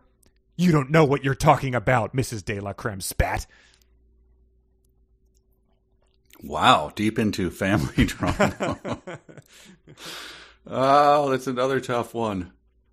Oh, boy. I don't know. It's coin toss. I'm going to say fanfic. Okay. And then the last one, number 5. CL's voice echoed off the porcelain walls as she spoke. In 2 days, the sun will rise in smize, darling. It's going to be a fierce, uprixing, fantasticene, freaking men, she intoned. 2 days to the uprixing. What discoveries are within, or will the discovery be you? Hope, sorrow, rage, enlightenment, anger, empowerment, fear, solidarity. These words resonate with you? You are beautiful. You are bold. You are whatever the hell you want to be, and no one can ever take that away from you. Now be fresh and fierce. You'll get a chance to show the board who's boss. Bitch better recognize. Welcome to the uprixing, thought Tookie. If only it weren't all an impossible dream. I should add that fresh and fierce start with PH. and show the board whose boss is all capitalized with a BAWSE. And uprixing? Capital U, capital R, and then an X in the middle where the S would be in rising. Oh, okay. I'm going to say fanfic on that. Okay. All right. Well, all right. Uh-oh. No, Sounds like a mixed bag. it's not bad. It's not bad. But let's just go through it. Number one was Purse Dressed to Kill, whose outfit is made out of blades. You said fanfic that is real. Oh my God. Submitted by Scarlett. So nurses are called purses in Modelland. Her hat was a pair of angry scissors. Angry or something scissors, like that? yes, they're really blades, sharp serrated knives. What? It's a fever How am dream. I expected to do? I don't know. It really is. It's just spinning a wheel of generated things. They all make sense as much as the ones that don't. Number two, this was the renowned mythical Intoxibella CL sniffing her armpits. You said fanfic. That is real. Oh, come on. We do get... Well, that I couldn't possibly have done well. I'm 0 for 2. Number three, this was the Bazookas Cha-Cha Chesticles free swing versus firm sling. You said real. That is real. Absolutely no idea what's going on there. I just flipped through the book until I found the bazookas, and that seemed good. Hammocks for honkers. And then number four, this was the argument about not being able to witness his daughter's birth thousands of miles away. So that's another sense of the scope. You said fanfic. That was real. What? All right. So you're pulling crap on me again. And then number five was the Freakin' Men. 2 days to the uprixing. You said fanfic. That was fanfic written by Craig. He said it was inspired by and peppered with content from the Modelland Twitter feed circa early 2020. So you put 4 out of 5 were real. They could all be real. They could all be fanfic or a combination of the two, as we say every time. Yeah. You object to the basic foundational rules. Oh, my God. It's exciting. It means there's all sorts of insane stuff to come. Let the listener decide. Let the listener decide. Okay. All right. All right. Well, thanks to everyone who sent in the fanfic. We will do more of that next time. Please send in yours because, as we see, it could be very easy to fool Mike with these. A lot of the fanfic submissions come from our Patreon supporters at patreon.com/372 pages, where you can get every episode early. You get to participate in contests. You get meet the authors with Bob Fingerman and other stuff. There's been some Tyra Banks did some Modelland talk on America's Next Top Model. Maybe we'll do a viewing of one of those episodes or something. Oh, that'd be nice. Yeah. I would point out as well, since I'm not super familiar with the Tom Waits universe. I don't. Okay. It's not a thing I listen to.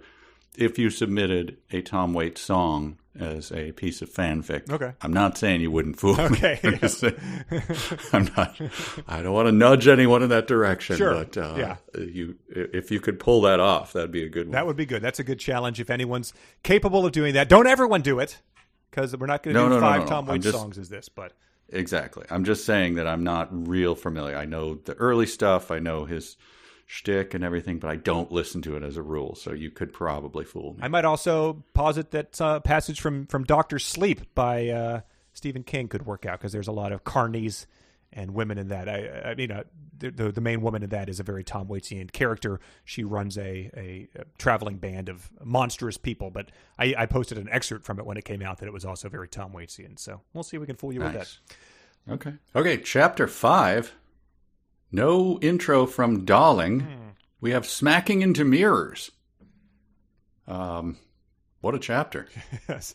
I was very amused by the fact that the trope of a long piece of tape bisecting a room to indicate my side from your side persists in the Modelland universe. I guess I Love Lucy existed for them to have watched to have developed this as well.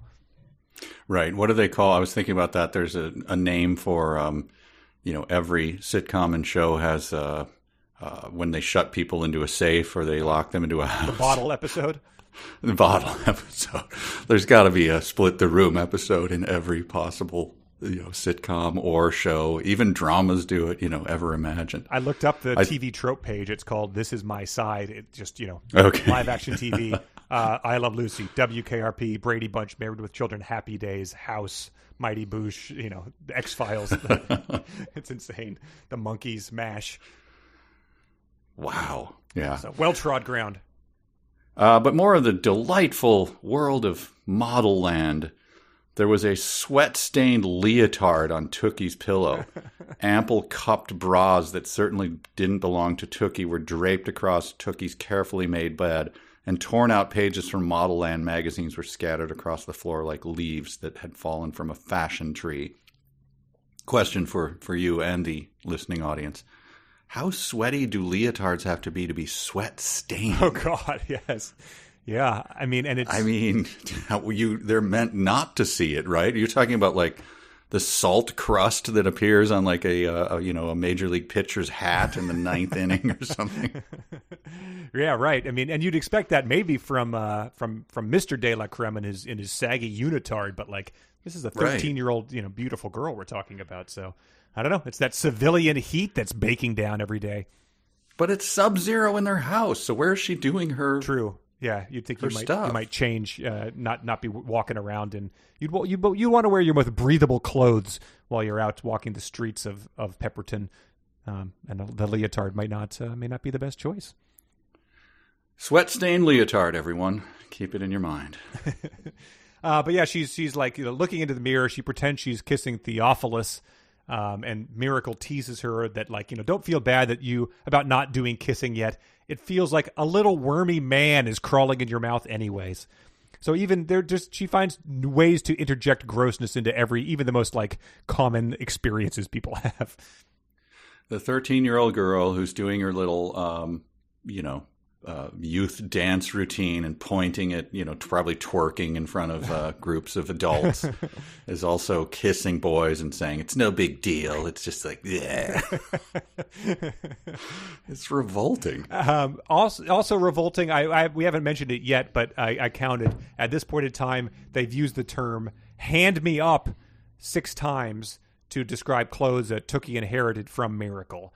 Because Tyra really thought they had something going with inverting the concept of hand me down. Like, did I blow your mind here? It's being handed me up. It's just terrific. Maybe it was part of her show. I suppose. Was that a thing that she imported from the show? Upcycling type of deal. Mm-hmm. Yeah. Mm-hmm. Well, we also get a flashback to her father's injury, which yes, I noted. She attended the circus with her mom, where she's eating, among other insane things, Gouda habanero popcorn. That's the first one that I saw, and I was like, I would like to try that. It seems like if you went to some fair and they were offering artisanal popcorn dusted flavors, that would be one I'd definitely want to have a handful of. I would not turn that down. Yeah, you're right. But yeah, it's quite a scene there. I like this. They're described the opening acts of 3 tumblers juggling fire with their tongues while jumping on humongous translucent trampolines suspended over the audience. Next was a group of 10-year-old girls, contortionists, who had backflipped into deep, hot pink dyed swimming pools full of crocodiles. So it sounded like Schnappy's Vegas act, kind of. Schnappy's Vegas act combined with Hot Property. Hot Property. But yeah, the watching 10-year-old girls dance appears to be just a major form of entertainment in this world. I'm glad we're not subjected to that as Americans in the year 2021. Well, what was he attempting to do? Because it does seem like a kind of a letdown after 10-year-old girls contortionists backflipping into deep, hot pink dyed swimming pools full of crocodiles. True, you have sort of set yourself up for a modest feat of acrobatics that he's about to present. Yeah. You don't want to follow, Sinbad after he's just rocked the house, right? Yes, exactly. You do not want to follow that act. and all he's doing is he's going to walk the tightrope or something, right? I don't remember. It was either that or the trapeze, because he's up on the 7th story of the big top to do some high wire act. Chris Creme Crobat. Yes. Is that how we're pronouncing that? Yes. But it's interrupted. First time he'd ever, 7th story landing of the stage. Uh-huh. But it doesn't say what he was going to do. It says it's the first time any human had ever attempted such a feat. I don't think it says what it's going to do. Oh, yeah. So he could just be up on the 7th story to do the act where he pretends like he's pulling off his thumb type of thing. Right. Gaze upon it. Or maybe he was going to say Sic Semper Fidelis or Sic Semper Tyrannis and jump off the stage and shoot the president. And then we learned that, John Wilkes Booth existed in this world too. That'd be great. But then as he's about to do whatever stunt he's about to do, Mrs. De La Creme pulls out her mirror to add a bit of wrinkle redux to her tanned and hideously lined face. So we get that bit of color. It wasn't described as hideous before. It was just like, okay, she's a bit wrinkled, but now it's just like, yeah, she's just beyond a realm of human being able to look at her. Mm-hmm. And so she blinds him with the mirror. It catches his eye. He falls 7 stories, and we get this one of these things where he manages to stick the landing, like he sort of like goes into a somersault, and the crowd goes nuts. But ever the devoted showman, he thrust himself forward into a deep bow, impaling his eye on one of the 5-foot swords at the perimeter of the stage. And that's how he lost his eye. All right. So it's never been a thing on Earth. I can see this is a different planet, a different world, as we've learned. Mm-hmm. Children diving into pools of crocodiles, 5-foot swords lining the perimeter of the stage. Is that a thing you've ever seen or heard of? Like, what is this trying to suggest? I'm thinking of like maybe in the Aladdin Sega Genesis game, you could like you could land on a sword that was just on the street for some reason, But in real life, I don't know what they're trying to get across. I would just say, that safety short about that. Like, how could we make our workplace safer? Yeah. Here, put shake hands with danger. Yeah, put rubber stoppers on the end of your display swords. That could prevent a serious injury. But then what follows? Here we go again. This young adult novel of finding golden tickets. Tookie had wrestled past the security barricade and run to the stage. Pools of her father's blood splattered the stage floor. Wow! Along with pieces of flesh. And there, staring up at her, was her father's eye, disembodied, lifeless on the stage floor, gazing at Tookie accusingly, as if asking why. Wow. Well, that's enough to, cause a lifetime of night terrors. I'm going to it again. And there, staring up at her, was her father's eye, disembodied, lifeless on the stage floor, gazing up at Tookie accusingly, as if asking why. It's the origin of the eyeball kid. Man, that is grim and dark. Pools splattered. I mean, in all these things, like James the Giant Peach. The Peach rolls over his 2 evil aunts. Charlie and Chocolate Factory. The kids get sucked into the machinery and they get thrown into a furnace by squirrels. But it doesn't describe it in any gory detail. It's all very cartoony, and you're just left to fill in the blanks yourself. There's never any blood or anything. Yeah, well, I mean, from the youngest age, right? You find a child so cute, you're like, oh, I'm going to eat your little arm. That's hideous if you thought about it. Yeah. But you don't actually do it, and you don't describe like, oh, now the blood is spurting out in pools all over your stupid little face. Yeah, Hansel and Gretel do not smell the boiling flesh or hear the blisters popping of the witch they pushed into the oven. Right. Yes. Very weird. But yeah, that's how he lost his eye, and so I think we get back to the present day when Tookie has sort of wandered downstairs in the middle of the night to find her dad drinking some specific brand of potato vodka and sort of flipping through his old circus programs, I think. Yes. So that's that standard, like, I could have been a contender type of thing. And she has a tender moment with him where she's going to like help him do a handstand and he's going to like, get back in shape. But then she spaces out and he crashes back to the floor and blames her for everything that's happened to the whole family. Well, that leads me to a sonic challenge. Oh, boy. For you. You ready? Yeah. Suddenly, her father let out a groan and tipped over. So you've got a lot going on here, okay? Tookie jumped out of the way to avoid his heavy falling legs. So I don't know whether he has fat legs or they're made of lead or what, which nicked the coffee table. "What the hell, girl?" he roared. Okay. So her father let out a groan, tipped over. Tookie jumped out of the way to avoid his heavy falling legs. If you'd like to do the sound of the heavy falling legs, that is optional. Okay. Nicking the coffee table is also optional. And then, "What the hell, girl?" he roared. Okay. Sonic challenge. God, what the hell, girl? Exactly as I'd imagined. It's like Michael Winslow here. Yeah, thank you. Little golf clap for that one. Yeah, very nice. But, yeah, it's another scene that just really probably only works when you see it on the big screen in all its glory. Well, whichever animator I'm going to work with, we're going to take a long time on this scene. But so that ends with her father stared at her for a moment, carefully examining her. A startled, disgusted expression flashed across his face, as if a light had flipped on inside his head. It was a look Tookie had seen before, but one he'd never explained. "Just go, for all of us." So maybe this is what's clicking is his what was in the fanfic. Maybe he's like realizing like, this is not my child. This is not my beautiful house. Right. Yeah. Oh, that's it, isn't it? I guess so. Okay. Well, that's not fair of us, but when you read a little real in real or fanfic, you do sometimes get these glimpses into later in the book.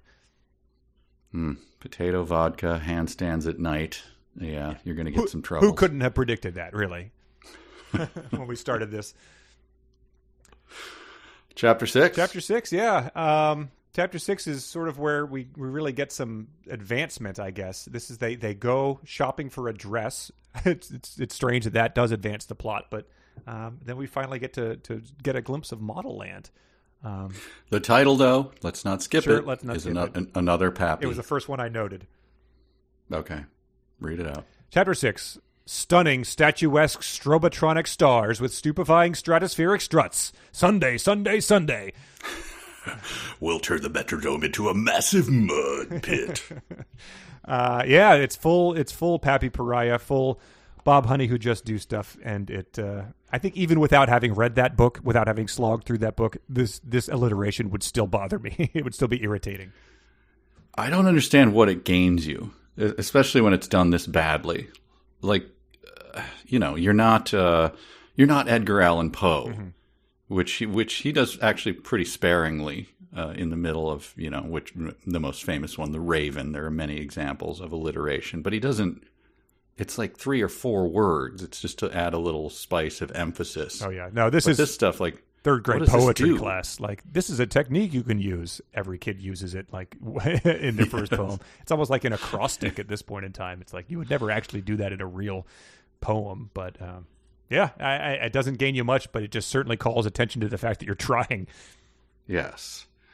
So they go to the mall and they're going to buy the mall in Ladorna, right? Yeah, Ladorno. Ladorno. Sorry, I just can't help but think of it as La Jolla or Beverly Hills. It's exactly, I'm assuming, what it's supposed to be. Or what's the one in right near the La Brea tar pits in L.A. that everyone goes to? It's near the farmer's market. Santa Monica? No, not it's the mall. It's like the giant mall. Okay. I just can't remember the name. Everybody goes the there. Grove? You see stars there. The Grove, yes. So it's the Grove, right? Yeah. And this is where you get them called, we get the description of the trio of them. Tookie was sure everyone was staring at the unusual de la Creme trio. One of them was a stunning blonde girl who was so beautiful it was difficult to look at her for too long. That's the 13-year-old. Another was a woman with a tanned skin, nubile body, but the face of a pretty monster. And the third was a gangly girl with gargantuan hair and googly, mismatched eyes. So it really is just like they're the Cinderella and her ugly stepsisters. Yeah, and I thought of another one is the Wallace and Gromit world. There's suddenly a character will just show up who's, slightly grotesque, but funny, like makes you laugh. Is that what she's kind of going for? Where they're not, again, I can't see them as humans. Right. Yeah, it's... but I also can't picture them enough. I mean, I assume we're not supposed to take snowshoe-sized feet at its face value, but but they haven't given any other description. Yeah, so. it really is just like in a cartoon when someone takes a hallucinogenic and then it morphs into sort of a scene that's animated by Rob Zombie or something. Is just where things are sort of pulsing and like going. The feet are changing size and stuff. But that's the only way it makes any sense. Yeah. So we get this another annoying name quirk here. Mrs. de la Creme. Please, let's remember it's creamy. Pulled Miracle and Tookie up 6 escalators past the mid-fashion floors to the top level, straight to the Jerk flagship store, which carried couture frocks designed by Jeremy Jerk. Yeah. So again, burying the most lauded clothing name artiste in the world. And it just got me to think, like, she is Sylvester Stallone in the way she names people. And I'd looked up a few of his names. Remember John Cobretti? Oh, yeah, of Cobra. Cobra. The boxers he's gone against, Mason the Line Dixon. That's incredible. Another boxer, Tommy Gunn. Clubber Lang. Oh, yeah. John Rambo, for crying out loud. Course, I mean, yes. So she's below that for Jeremy Jerk, the fashion designer. Yeah, that's great. Oh, man. They all sound like names that would be from a poorly localized like Japanese video game where you had the that's how you get Mason the Line Dixon and stuff. Yes. Well, yeah, they in the store. Like I just was like, it says it's packed to the gills. Everyone spoke at once. Their high pitched voices mixing in the air and sounding like a squawking flock of wild geese. Everything is just revolting and noisy and gross everywhere. When they're not diving in the sewer, they're honking like geese and shrieking at each other. It is a very, very ugly world. There has been nothing about it that has been, pleasant or nice or bucolic in any way. It's just a horrible, horrible land. Right. Even in the nice place, the beach town, you still have these. I guess that's the dirty secret. Even rich people are gross and honking like geese. But we do get to that though. I mean, when they do start introducing these intoxibellas, we sort of we finally get a glimpse of some appealing people. Yeah, they're the cream of the world, so to speak. So they're trying to find this dress. Here's a sentence that confuses me. The rack let out an ear-splitting screech. Once again, the pleasantries just abound. As Mrs. de la Creme threw a score of hangers to the floor. Wow. Do thrown hangers screech? I mean, maybe when there's more than 19 of them to consist of a score, they might make some sort of clatter. I don't know. Maybe I guess she's talking letters about in Harry Potter. To be fair, I guess she's talking about like scraping the whole entire rack off of the shelf and throwing metal on it metal, the floor. I guess. Yeah. So that's the screech. But it sounds like the screech was when she threw them on the floor. But whatever. But so I didn't really have too many notes about them in the shop because the good stuff is what happened once they leave. But they do find her address, right? That she's happy with. Yes. Okay. Yes. They see an old homeless guy named Wingtip because he holds a wingtip shoe that he is always over his shoulder, and this is someone that Tookie sees a lot, and we're obviously he's going to play a role in this later. He looks sad, and she never works at the nerve to talk to him until later. But can I point this out to reveal his name that she calls her? Okay, because I feel like with all this stuff she's doing, like CI_L we're supposed to pronounce, but this is not her best work. Okay. He mumbled softly to himself, just like he always did, and held onto the laces of an enormous battered wingtip shoe slung over his shoulder. That shoe was why Tookie had given him a secret nickname. Wingtip. No, not your best work. Top Could have secret. used a couple of tildes. Yeah, right.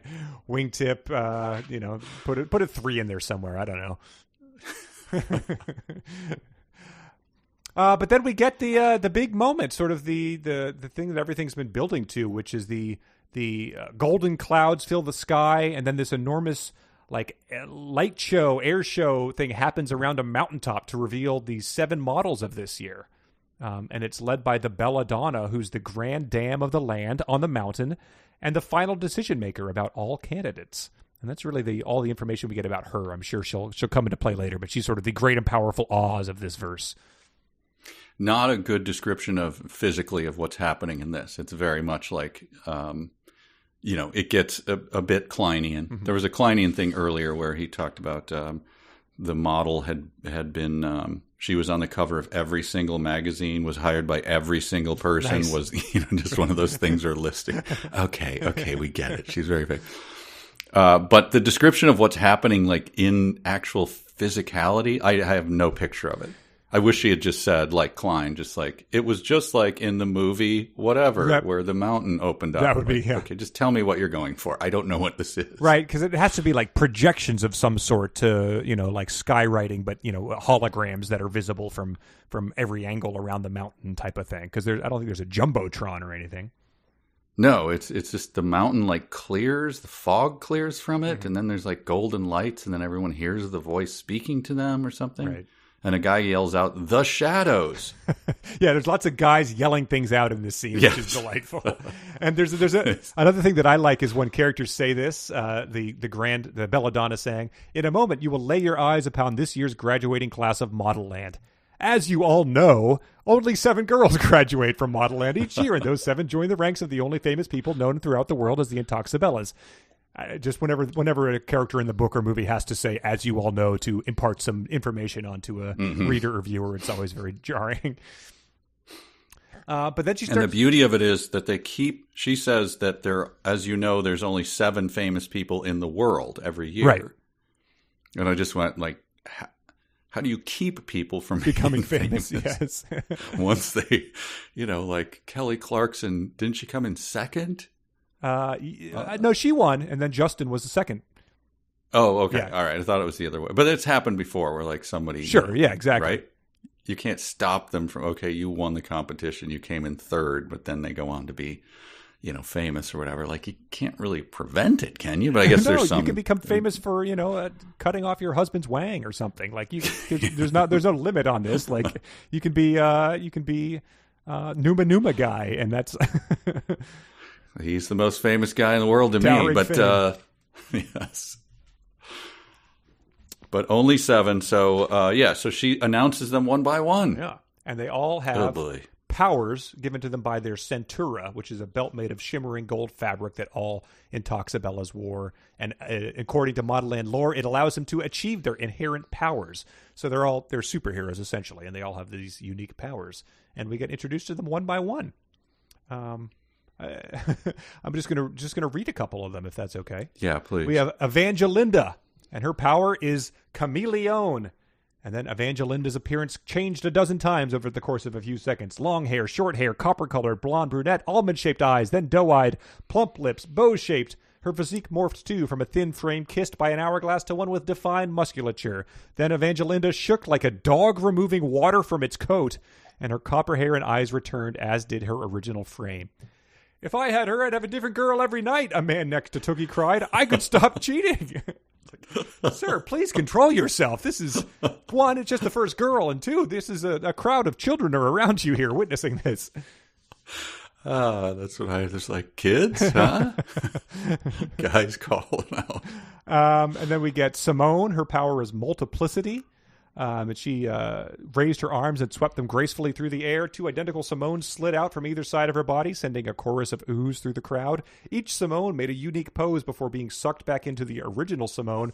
The spectators applauded thunderously, overcome with excitement. Tears of joy rolled down some of their cheeks, which I issued a firm settle down to.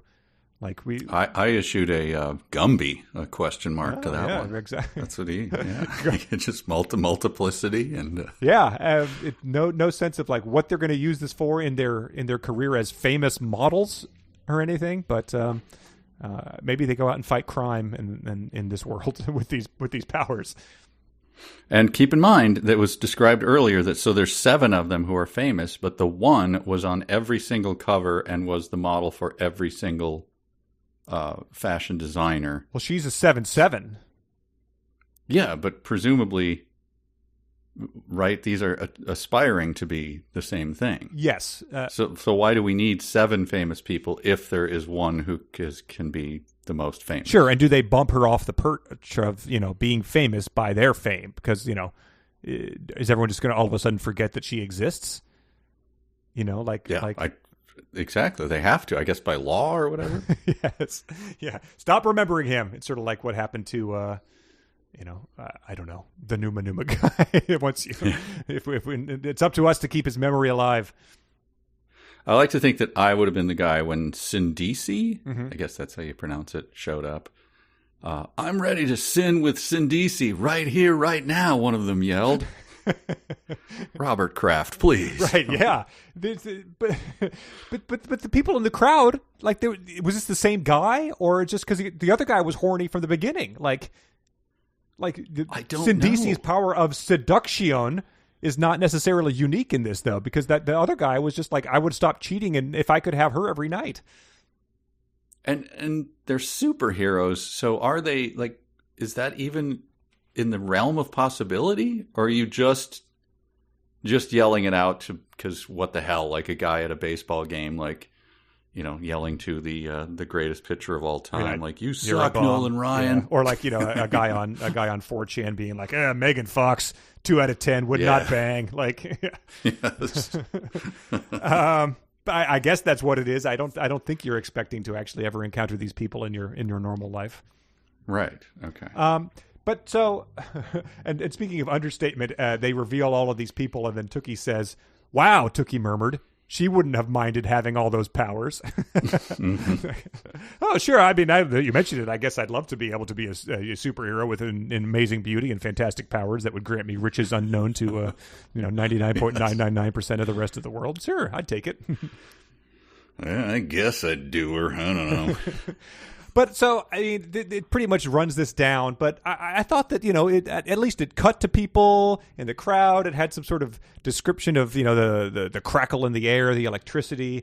And then I compared it to the Cline Prince battle, like we said before. Oh, because it was good heavens. There were 7 princes in Ready Player 2, and I just took some of I went back to the book. I revisited the text to sort of pull out some of the how he told this story, because I think Modelland is just infinitely better in how they sort of set up this world building. I'm just going to share you some of the greatest hits. Oh yes, please. H referred to the next prince in the attack conga line as Get Off Prince. I'm not sure of the correct name for the next incarnation to attack, but I mentally nicknamed him Microphone Gun Prince. He wore an all-black suit, a black head wrap, and an oversized pair of black sunglasses. The next incarnation scared the living crap out of me. Third Eye Prince had a giant round afro and a pair of sunglasses with 3 lenses. After Third Eye Prince finished his bombing run, Purple Rain Prince swooped down to make his second attack, even though he'd only completed his first run about 6 seconds earlier. The second and final incarnation, Mesh Mask Prince, was the only one who didn't swoop down to attack. Apparently unarmed, he continued to hover up above us, silent and motionless, watching the battle below unfold with an impassive expression on his face, at least from what I could see of it through his mask. So this is the major action sequence, climactic moment of the book, and it's pretty much delivered the same way as Tyra Banks introducing 7 different Intoxabellas. Spielberg, did you maybe film the wrong movie? Yeah. Is it time to oh man, right that wrong, sir? Yeah, I would like to see that. Rotten Tomatoes, 91% fresh from Modelland. Well, the other, my main takeaway of this was that just you go through these books. This had a major publishing house behind it, and you have to imagine that there was other drafts of this. Because when you're coming up with the 7 Intoxabellas, this is sort of like your chance to shine. You just have it's sort of like you can let your creativity run wild because it's not dependent on the plot. You're mainly just coming up with interesting characters who knows what we'll get to see of them in this book. But you have fun names, fun powers, what they look like, and so you sort of just can spitball and see where it takes you. Sure. And so I wondered if there was any record of this existing, and it turns out that on the dark web there is a sort of first draft of this book where some very interesting decisions that didn't end up in the final one sort of persist.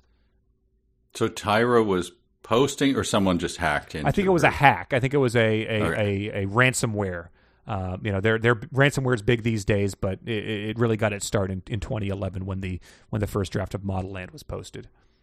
Okay, so it wasn't to that level where like Russian hackers were taking her book and shutting it down and then extorting her. I imagine she wasn't happy about it, but it was more good natured. People sort of posted these things and then sort of like just discussed what would happen. A few people went out and reenacted what some of these moments would have been like if they had happened. And I'll be honest, I've heard this one. You haven't heard it yet. It was a right decision not to go this route for the book, I think.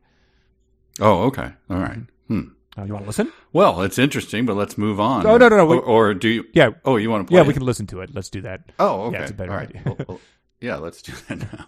Here she is, the fourth Intoxabella, with the power of chameleon, Evangelinda.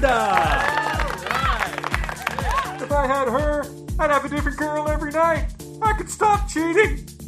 I want to be just like all of her. Next, feast your smoky eyes upon number 5, Bevjo. Her power, when Bevjo ages to 29, she will begin her next year looking again like she is 17. Give me that power. She doesn't need it. Looking divine, darling. Now, gentlemen, you won't want to miss Intoxabella number 6, the sinfully Sindisi, with the power of seduction. I'm ready to sin with Sindisi right here, right now. And completing our presentation of this year's Modelland graduates, here is Intoxabella number 7, Greg. Hi there. I'm pleased as punch to be here. Yeah, believe me, I was surprised as you are. You see, I was taking a bit of a coffee break, which I'll admit it, for me is really a donut break. I crunched numbers down at the Peppertown toothpick factory. I was trying to decide between a jelly-filled and a Boston cream when I felt something drop into my... Well, since there's kids in the audience, let's just say bum crack. You know what, Sindisi? Not in the mood anymore. Now, I've been known to have a bit of a crack exposure problem. Ex-wife number 2 used to say I must have been a plumber in another life. So I figured that one of those jokers in marketing dropped a pencil aiming for the Grand Canyon and got a bullseye. That would not be the first time. I don't want to be like any of him. But when I reached back there and fished it out, would you believe it was one of them smize thingamajigs that all the girls go gaga for? And hey, 91% later, here I am. I went with a Boston cream, by the way. He looks like if old sweatpants were a person. Yeah, ex number 1 used to say that too. So I'm still fairly certain this was all some sort of rounding error. I don't need to take up any more of your time. Greg has the power of sexual teleportation. Now just wait 1 darn second. That's the first time hearing about this. Do you all want to see him sexually teleport? I don't know. I mean, we're already here, so... Hey, hold your horses. What does sexually teleport even mean? Does it cost anything extra? No, it's included. Well, sure. Why not? Well then, 3, 2... Wait. I've got other powers. Like the power of joking. I could tell you the one about the bratwurst salesman and the farmer's daughter. I can name the starting lineup of the 83 Cubs. Here, look. My thumb is kind of bendy. Sexually teleport, Greg. I don't know what that is. I just want to go back to the toothpick factory. Ow! Oh, God. Words cannot possibly describe what just happened to me. But I assure you that the name is extremely accurate. I was looking at my phone. Do it again. No, please, no.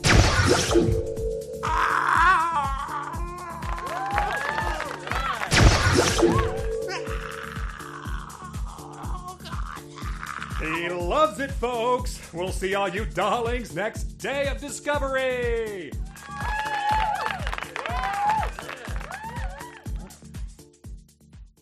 Well, there you go. I think, entertaining, but not right for the tone overall, I would say. Yeah, and I think, an editor stepped in. That's a good point. I mean, I think also as you're reading this and they're revealing here's 1, 2, 3, there is a point where you just go, isn't there a technique that a writer does where you go, the rest, the other 4 came out one by one as well. Yes, right. It's kind of like, yeah, I get it. Gilligan's Island style or something. Yes. Well, I hope the guy who wrote in to tell us that he severely disapproves of all dark web bits and thinks they're beneath us appreciated that one. Shout out to you, sir. Now. So I'm going to. So here's the end. I think the belladonna or whatever, the mountain beast, whatever, the goddess, sums it all up at the end, and I'm going to read this as written, and you just stop me when it gets annoying, okay? Yep. Because this is, just picture it. There's a period after every word. So I'm going to be the belladonna from the mountain. Yep. Here we go. And you stop me when it gets annoying. Every girl in the world has... Okay, spit it out. I'm going... Sorry, belladonna. I power... within. Notice I didn't put a period between with and in. Okay. I'm saving you time. Within themselves. Within her. Oh, her, okay. To become. Not there. Sorry, yet. I'm just getting. You're sort of taking your time. I'm going to go back. Her. No. To become. Become is what I said. A. 7. 7. 7. 7. 7. Yes. Is it you? Here we go. Big finish. Is it you? You? Okay. Yes. Thank you. It's like you're doing an autofill on your phone keyboard. Oh, I mean, right.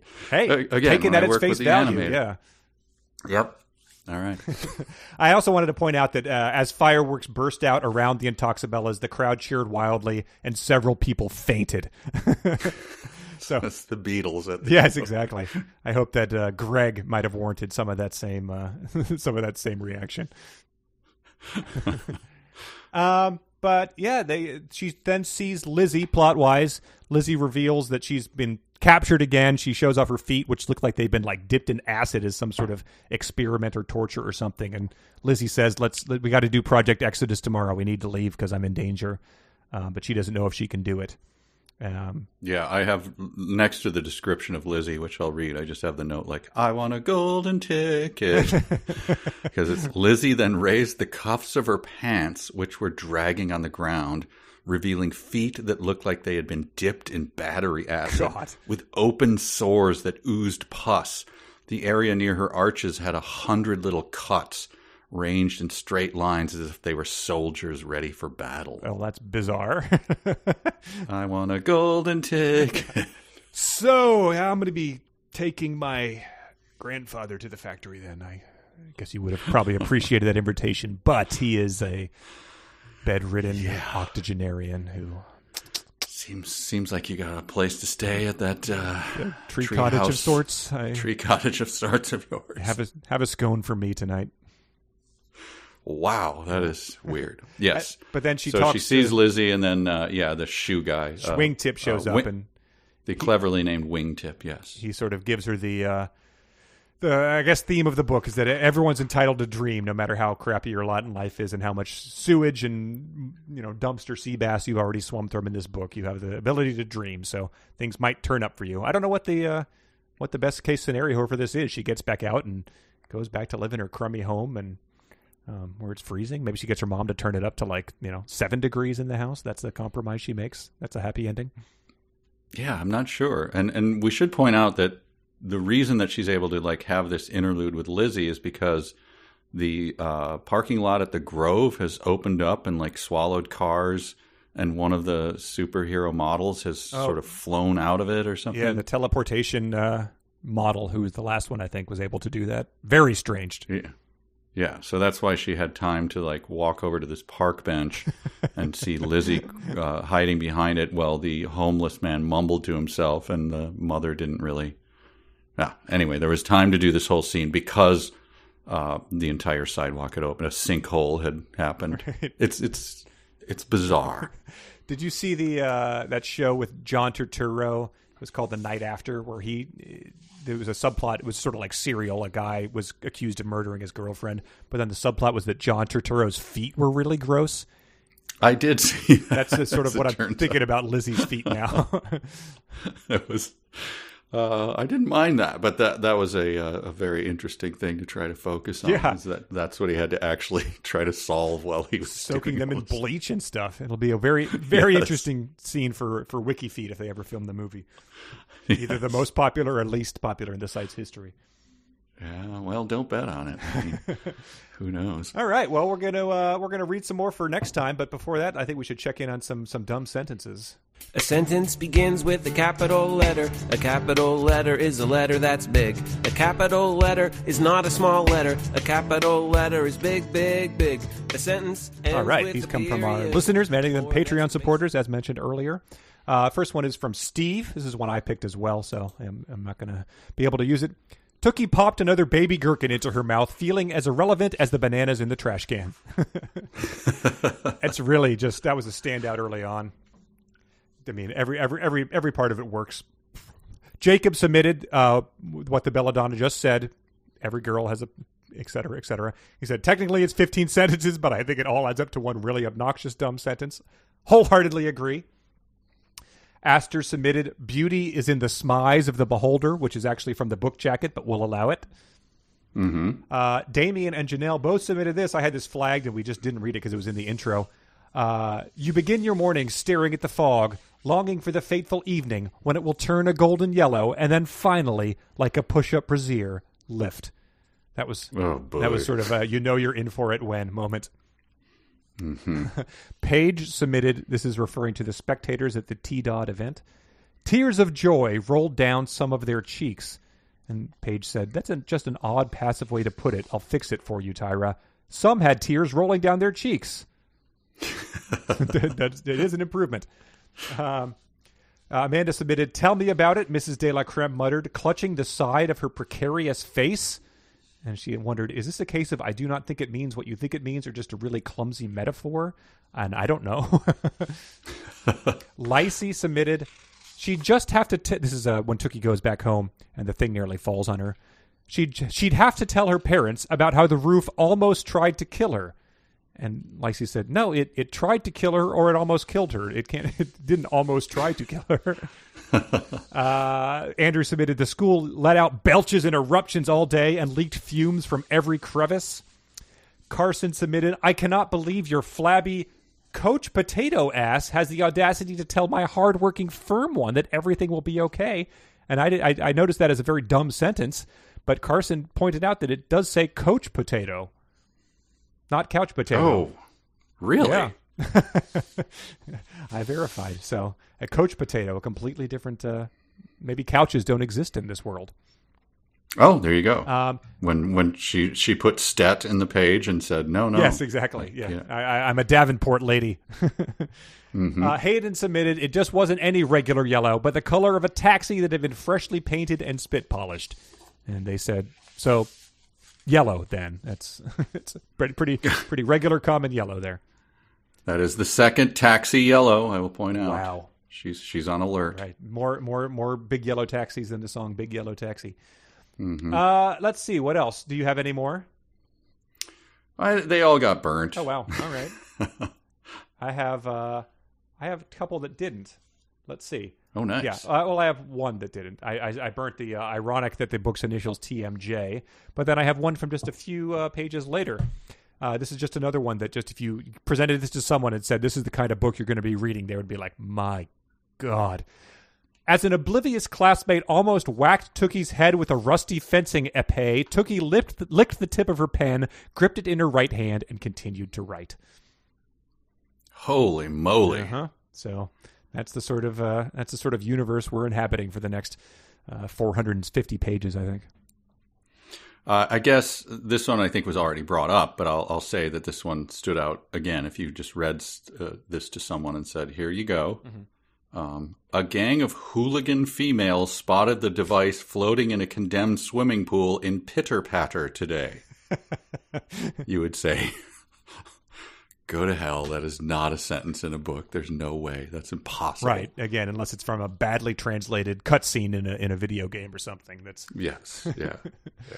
Maybe she had plans for like a MMORPG, like Modelland was going to be the next like Second Life or World of Warcraft or something. There's a lot of world building. There really is. A lot of people not really doing a good job with their character creator. You're on Pitter Patter. What is Pitter Patter? Look, people dive into sewage to get things from. Okay, I'll start writing up some sketches. Right. Yes, exactly. Yeah, finding a smize. That just is a. They nerfed the smizes, man. Like, but yeah, so that could be fun. But let's do some emails, like I promised. We're going to the party. We're going to the game. We're going to the disco. We're going to cruise out, man.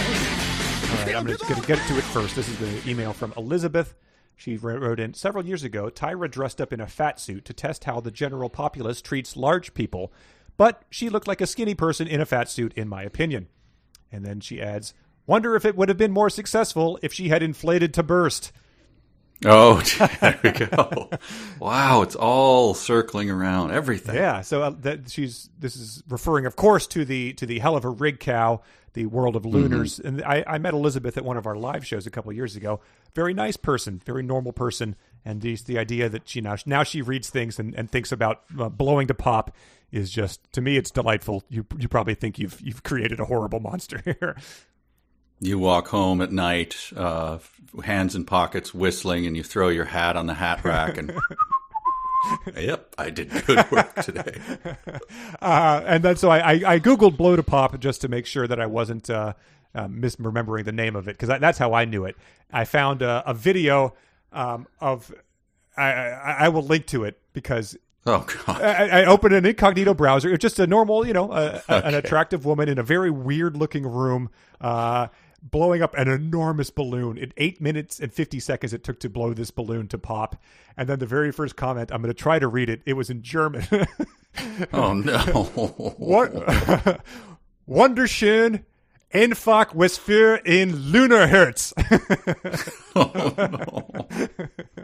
Which what have you done? It looked to me, a man in his late 50s, bad picture commenting on this. So that's where we are now. Here's one. This is very interesting. Suzanne wrote in. She found as a proud owner of the first edition of Modelland, I found this indicating that there might be a ghostwriter. And it turns to something the Page Turner Awards, a guy named Michael Salort, who is a guy, he's an actor. He was a reporter in Gremlins 2, the new batch. And it says he was in 2009 recruited as an interim COO to run film, television, publishing, and online media for Tyra Banks' Bankable Enterprises. And he tweeted, he doesn't tweet very often, but he linked to one that says, Modelland, a book I had a little something to do with, is now close to serious bestseller territory at 1,800 or so on the Amazon list. That was back in 2011, I guess.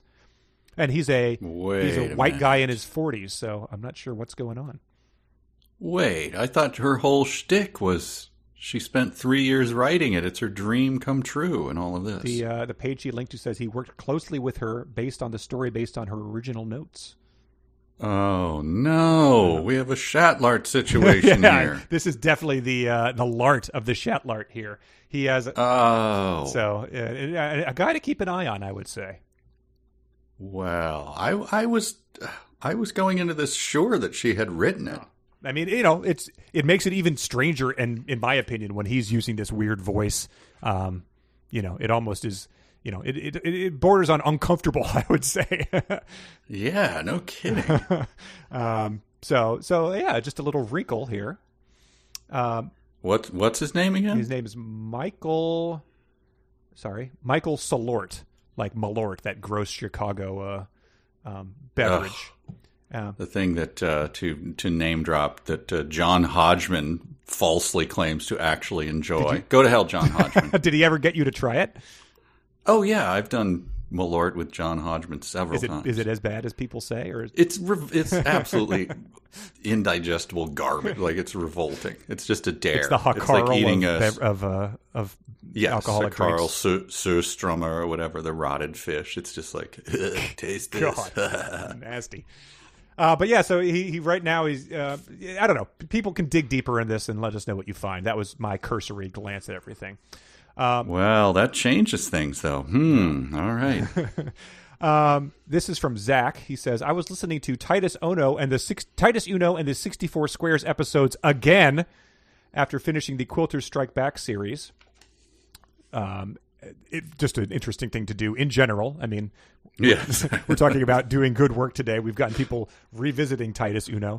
I noticed something in the first episode. Around the 30-50 mark, as Titus Uno, CPA, FCPA, GCMA, is listing off the team he has formed, he mentions his secretary, Veronica Jackson. Aside from her previous employ as a presidential aide, she sets up appointment with quilt criminals. And he says, oh, no. Given that Dwight David Thrush's propensity to write about insignificant characters' families, their relationships, and how it's nice to help people and be nice to everyone all the time, the violence of the story takes place off screen, and there are dastardly deeds being done to quilts with enough frequency to require repeat appointments to deal with them. Does the tale of 64 Squares bombing count as a cozy mystery? Just a thought. Holy bombshell. Yeah, he says, I love 372 dearly and listen to it all the time, as this corkboard with yarn email might indicate. Wow. Yeah. That's game stunning. done changed. It does. It has the now Spielberg rack focus onto both of our faces as we realize that we had already read a cozy mystery. Wow. And it all has to hook up with moon people too. Oh, that feels like that's part of it. Yes, exactly. There's got to be a crossover there. If they wind up in, New Smyrna Beach is probably a very reasonable comparison to Ladorna. Yes. If anything happens on Halloween, though, we'll keep an eye out for that. If there's a big Halloween party making everyone nervous. One more email. This is from Sarah. Just more information about Tyra. Thank you so much for choosing Modelland. I'm absolutely fascinated with its insanity. I had to make sure you both know that Tyra Banks now has an ice cream brand called Smize Creme, and it's at smizecreme.com. She also made a YouTube playlist of Modelland/Tyra-related content. Among other things, the trailer for Modelland and Tyra's Modelland song, as well as Tyra's bonkers music video for her song Shake Ya Body. And she says, I really have to admire Ms. Banks' ability to boldly tackle any field with confidence: modeling, reality TV, music, theme parks, producer, actress, talk show host, ice cream mogul, professor at Stanford University. And if you notice on the copyright page, the jacket and end paper art are copyright the Tyra Banks Company Books, LLC. So it seems the only thing she hasn't done is a sequel. So that's wow. Maybe we'll get some more attention on the book, and it will be something she can't ignore any longer. Wow. Well, the book, how can the book be out of print then? Yeah, that's a good question. She has ice cream named after it. So maybe we'll do a smize cream taste test if I can track some down. That would be to follow up our great banoffee pie experiment. Yes. Well, it seems like there's a lot of material to do extras with for our Patreon people here. If there's videos and stuff like that. Right. Yeah. So she's one of those people that just existed in a whole different world from what I knew, because people were writing in being like, I didn't even know she was on the cover of Sports Illustrated. I'm like, oh, great. Like, the only thing that I knew about her is like clearly from 25 years ago.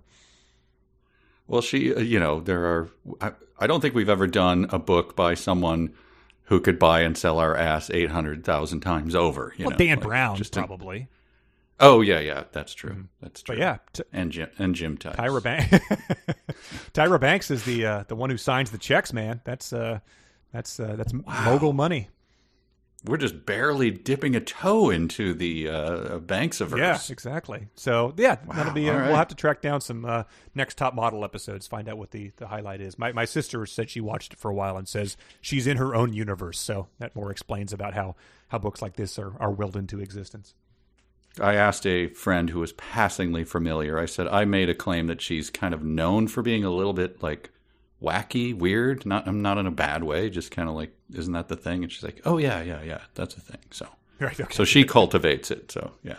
All right, cool. Well, I think for next time we're going to read through if you're still with us here. Root through chapter 14, and will hopefully take us to some weird new uncharted territory.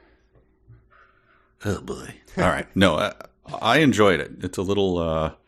once I got the plot, once I figured out what the thing was, when I was first diving into it, I was like, this is so strange. I don't know what I'm supposed to be looking at. Now I kind of get it, and I'm hovering out a little farther, going like, okay, now I can read it without, feeling nervous about not understanding what's going on. Yeah, exactly. Yeah. No, it's its own thing, but it's also an easy read, so that makes it easier too.